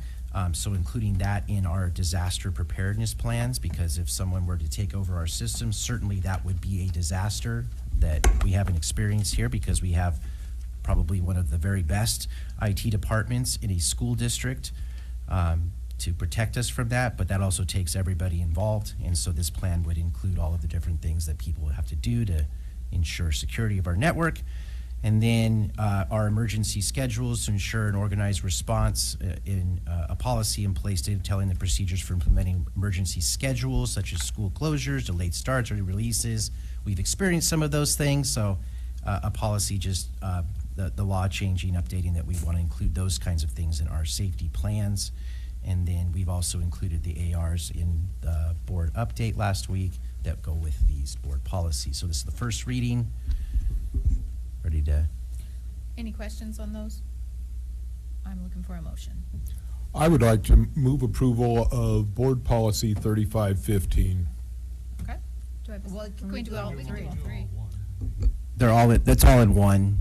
We can do it all in one? Yes, if you have, unless you want to pull one separate or go for a second reading of any of them, or you can vote all of them at one at this time if you'd like. Here we go. Move for approval of board policy 3515, 3516, and 3516.5. Second. All those in favor, please say aye. Aye. Motion passes. Thank you so much. All right, on to members' report. I'm going to start with Mrs. Gardner. Well, last time I'll have to be first. Yeah. I was almost going to make Doug do it, but you know. Yes, you should. I should. I was going to. Doug, you want to go first? Nope. Soon enough, next meeting, right? Yeah, he needs you to remind him what he did. I had the great pleasure, we were able to, it didn't conflict with our board meeting this year, to attend the Foundation Awards, where they had a tremendous amount, over $70,000 to award, and it was so fun to be there and to hear about the programs that were being given grants, and I'm looking forward to seeing some of them, especially the new 21st Century Library at Mission Middle School. Noemi, congratulations to you for your award. And I also attended with Mrs. Harper the Gate Parents Collaborative. And actually, it's not just for the parents, but I wish there were more. I know we have more Gate identified kids, and I'd love to see more parents there, because one of the issues that was brought up is that it's parents need to know that they're not alone. Sometimes because their child is different from their experience with other children, they think there might be something wrong, and it's not true. And the same, but it occurred to me that the same can be said for the gifted student, that they need to know that they're not alone. That's why they need to be clustered with some other Gate students, because often the gifted student is not necessarily socially adept, because they find it difficult to fit in with their age group. Sometimes they're often beyond the age group that they should identify with. So I'm heartened. I think we have a good program. I wish there were more frequent meetings, but I also would like to encourage any Gate parents who are invited that they come and attend. I think it's very, very important and good information. The presentation was from one of our social workers, Tina Page, on motivation, which is often lacking in a truly gifted child. So thank you for that, Mr. Osser. And I also thank you, Mrs. Harper, for alerting me to this. Attended a portion of the math articulation professional development at Bear Valley today. And what I found interesting was when they were talking about the transition from fifth grade to middle school, the fact that oftentimes the kids don't have their multiplication tables coming in, and that was not going to be an issue, because there has to be some way to address helping them catch up on that. Multiplication needs to be mastered in the third grade. That's how it always was, and maybe we need to go back to that and make sure that that's happening. There's nothing wrong with memorizing a multiplication table. That there are some things that you just have to memorize. It's as simple as that. There are some things you can't figure out on your own every time, and you can't count on your fingers all of the time. And the next step in fourth grade, and I still remember my fear that I'd never get it, was learning long division. That was a big step, and when I mastered it, I was so amazed and so pleased. And I still use long division to this day, the old-fashioned way, and it still stands me in good stead. Anyhow, I was encouraged. There were a lot of math teachers there. I walked. They gathered towards the end at the feeder schools and discussed their methodology and their thoughts on different areas of their teaching. And I think that's really important, and to share their successes and how it comes about. It's the same thing. People need to know they're not alone in the problems they have to solve. So thank you again for that. And I think it was a valuable professional development. I'd like to see more of that. Thank you. Frank? I have no report. Okay. Just a couple things. First, I just want to thank all of our employees, and as we head towards the holiday break, I hope everyone's able to take some time off and enjoy time with their family, but also remember that sometimes holidays are lonely for certain people, so I encourage all of us to keep an eye out for our colleagues and our friends and our neighbors that and our students who may have challenges at this time. I think it's important as we're celebrating whatever we celebrate. I hope everyone is able to have a positive experience, but keep that in mind, that there are those in our community that it may be difficult for. And then I just wanted to highlight, I wasn't here last meeting. I think this happened afterwards, but just in case, I was at as I normally am on any given evening at a high school sporting event. But during football season, it was great. I was at a San Pasqual. I want to say it was against Escondido, so it was a rivalry game. But the Bear Valley band, middle school band, was able to participate with the high school, and it was great to see that collaboration. And it's talking about retention of students in our community. I know it's technically a different district, but I think building those connections is really important. So I was grateful to see Principal Redsky and the assistant principals, as well as a lot of staff members that were there to support their students in conjunction with the other high school students from our community. So it was great to see that. I always love to see those collaborations that builds those connections, because our students need mentors and they need people to look up to, and so it's great to see that in real time for a shared positive experience. So that's the end of our report. Thank you. Mr. Paulson? Okay, well, I would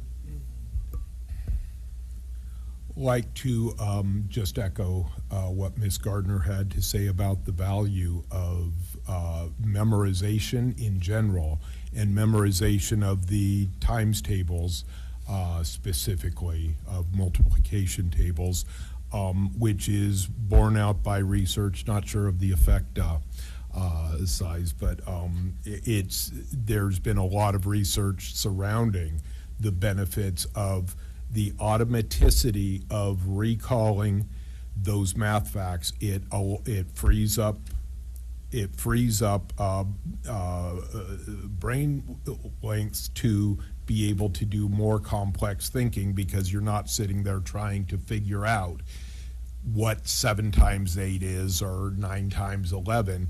It's just automatic. Therefore, you can do more complex thinking. And so there's been a tremendous amount of work around that. If that is not something that we're currently doing, research would tell us that we need to be doing that, and I think our teachers are probably very well versed in that.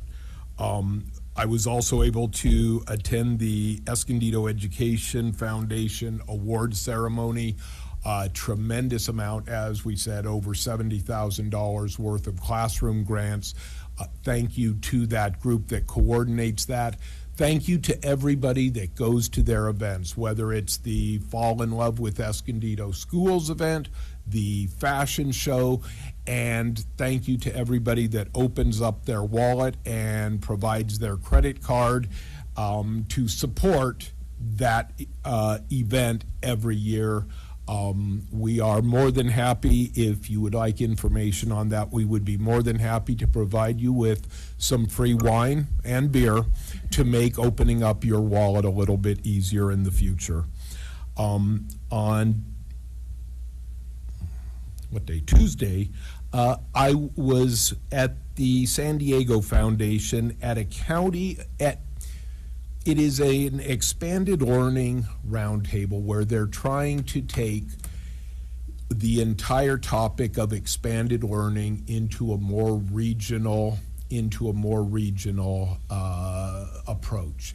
And this is a group of people, I'm not sure how I wound up there, but it's a group of people from all over San Diego County it's being run by San Diego Foundation and the County Office of Education.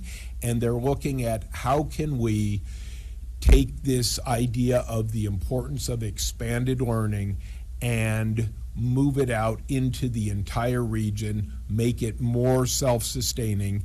And as always happens at these events, Escondido Union School District is held up as an example of what can happen when you have a high quality, highly regarded, highly organized, highly effective expanded learning program.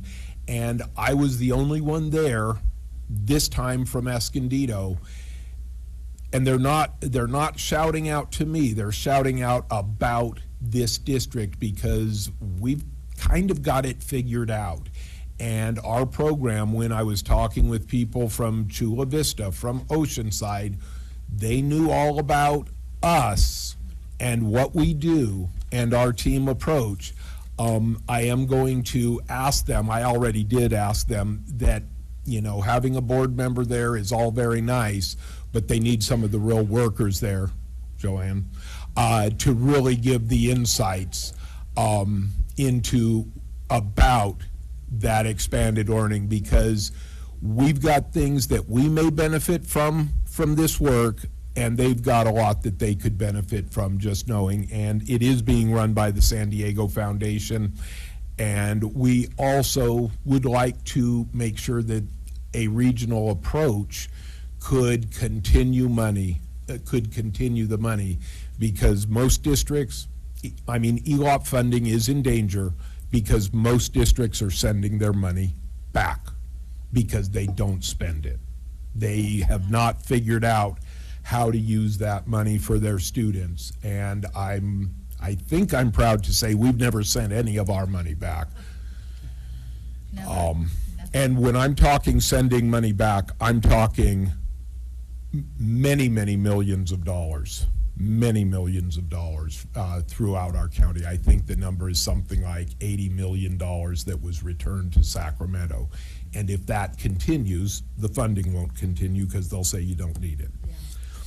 Yeah. As we discussed earlier, we participated in the city school subcommittee meeting yesterday.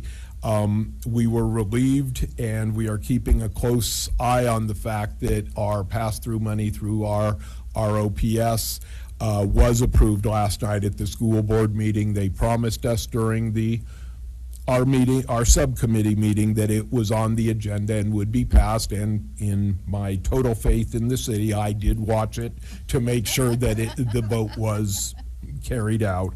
And we talked about traffic safety. And we are very serious about working on this.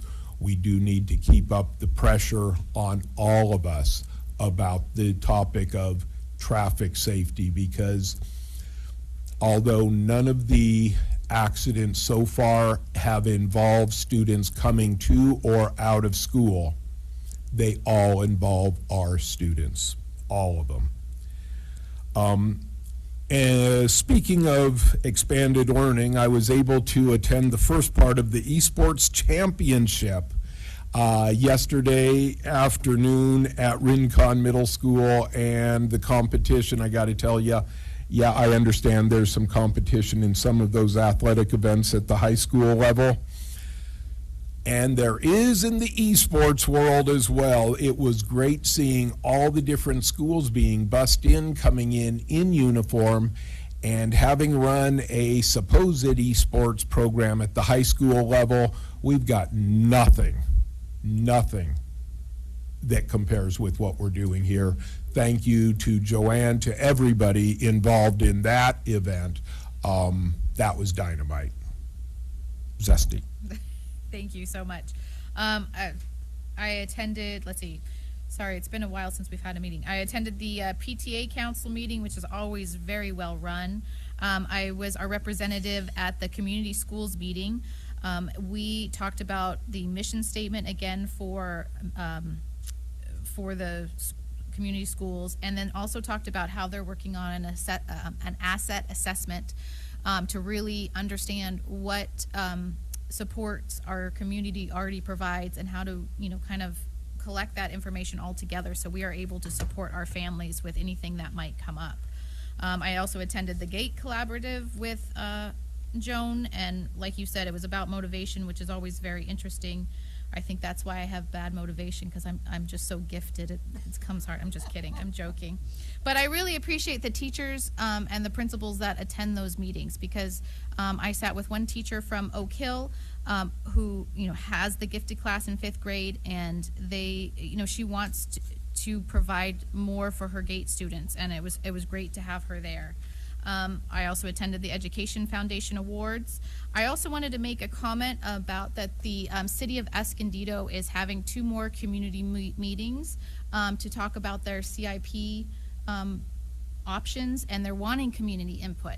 And they had about probably 12 to 15 members of their staff, of the city staff there. So they, from traffic to, recreation to parks to economic development, they had, and engineering and utilities, they had everyone there. So I really encourage you. I think they're both next week, both at our 2 school locations, LR Green and Hidden Valley. So I encourage everyone to go there because you can actually talk to your council member in a less formal setting. Because their city council meetings are much like ours where you get 3 minutes to speak and we're not able to respond. But I would encourage everyone to attend and you can get your questions answered, and you also can make suggestions of what you would like to see the city do with their just new pot of money. I also, with Doug, attended the city subcommittee meeting, which I'm really excited about, that we are going to put pressure on making sure we have a cohesive safety plan, not only for our students, but with the partnership with the city of Escondido to make sure enforcement is there as well. And I went to the esports championship too, so congrats to the winners. And then this afternoon, we were able to go to the math cross-articulation meeting, which again was 5th through 8th grade teachers, really again sharing what works and sharing how we can make sure our students are supported as they make the transitions onto the next grade. So that is my report. Thank you so much, Dr. Ibarra. So first, on January 8th, there's going to be a special celebration in Sacramento. So a few of us will be flying to join our California Teacher of the Year, Karina Martinez from Pioneer Elementary, to help celebrate her in Sacramento. So that's on January 8th. Also, we're going to need 2 representatives of the board to help us with the paper screen, our recommendation to the Personnel Commission. So if we can have 2 board members kind of do like a quick subcommittee, ad hoc committee, and we can get that. Okay. I volunteered Doug. Okay, so we if got Doug Doug and Zesty. Perfect. Shouldn't take much time. They just want some input there.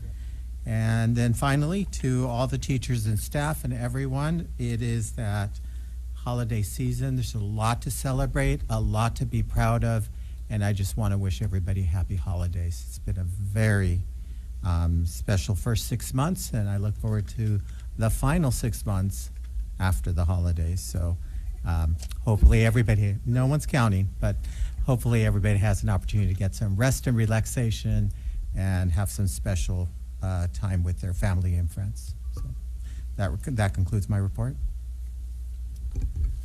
Yes, happy holidays to everybody. When you're visiting family, you're out there shopping and all that, don't forget, tell your friends, tell your neighbors, choose EUSD. Yeah. If I could just share, piggyback on the esports. So I want to make a big shout out to Hidden Valley. Hidden Valley actually took 3 of the championships. They surged this session, so that was really impressive. And Del Dios took the 4th one. So we'll put some videos in the board update. Mr. Trustee Paulson was sharing about the enthusiasm and the excitement, and in these videos you can actually see the final championship, how impressive. It's engaged controlled chaos, and they know exactly what they're doing, but you walk in there and it's impressive. And then the just board competition is, that would be interesting. Tetris? Or? we could coordinate that. We could put it on the big screen. Original Mario Brothers. Yeah, that's all I can do. And then if I could just share, Trustee Gardner and Trustee President Harper mentioned the math PD that happened today. And I'll put this in the board update as well, but I just want to capture like some of the professional development that happened today. So you were at the 5th through 8th grade collaboration meeting. There was also a 3rd through 4th grade math PD. There was preschool transitional kindergarten learning foundations PD that was happening for all of our TK teachers. Kinder through 2nd grade was at the reading difficulty risk screener professional development. We had the social workers and counselors in PD in this room. iReady training was happening. We had the C's redesign meeting happening this afternoon. Our librarians were in their monthly meeting and training.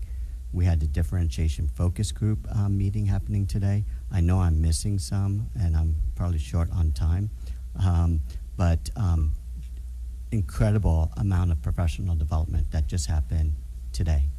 And so you caught some of it, but just really impressive to see how many teachers are so dedicated, teachers and classified staff, so dedicated to growing as professional educators. So with that said, happy holidays to everyone. Thank you for all the support. Excellent. One more item, going back to Noemi's initial comments. Just want to say we very much appreciate all of our teachers. To our classified staff, we understand how difficult it is with the current salary schedule. I think we've said this before. Our classified staff show up clearly not to make a great deal of money, but rather because of their love for the children and their dedication to our students. You are seen, and you are so appreciated by the members of this community, by the students, and definitely by us. So please let your members know we hear them. They are heard, they are seen. Thank you. All right, our next regularly scheduled board meeting will be held on Tuesday, January 20th, 2026 at 7 p.m. at the Escondido School District, Carolyn Gilbert Education Center, 2310 Aldergrove Avenue, Escondido, California 92029. We do not need to return to closed session. We are going to adjourn this meeting, but there's more, so just hang tight. All right, everybody. It is time for the annual meeting of the Escondido Union School District School Facilities Corporation. I would like to call this meeting to order. Roll call. All members are present. Do we have any public comments for the School District School Facilities Corporation? In that case, we are going to start our election of officers. Do I have a nomination for president? I nominate Zesty Harper as president. Second. All right, we have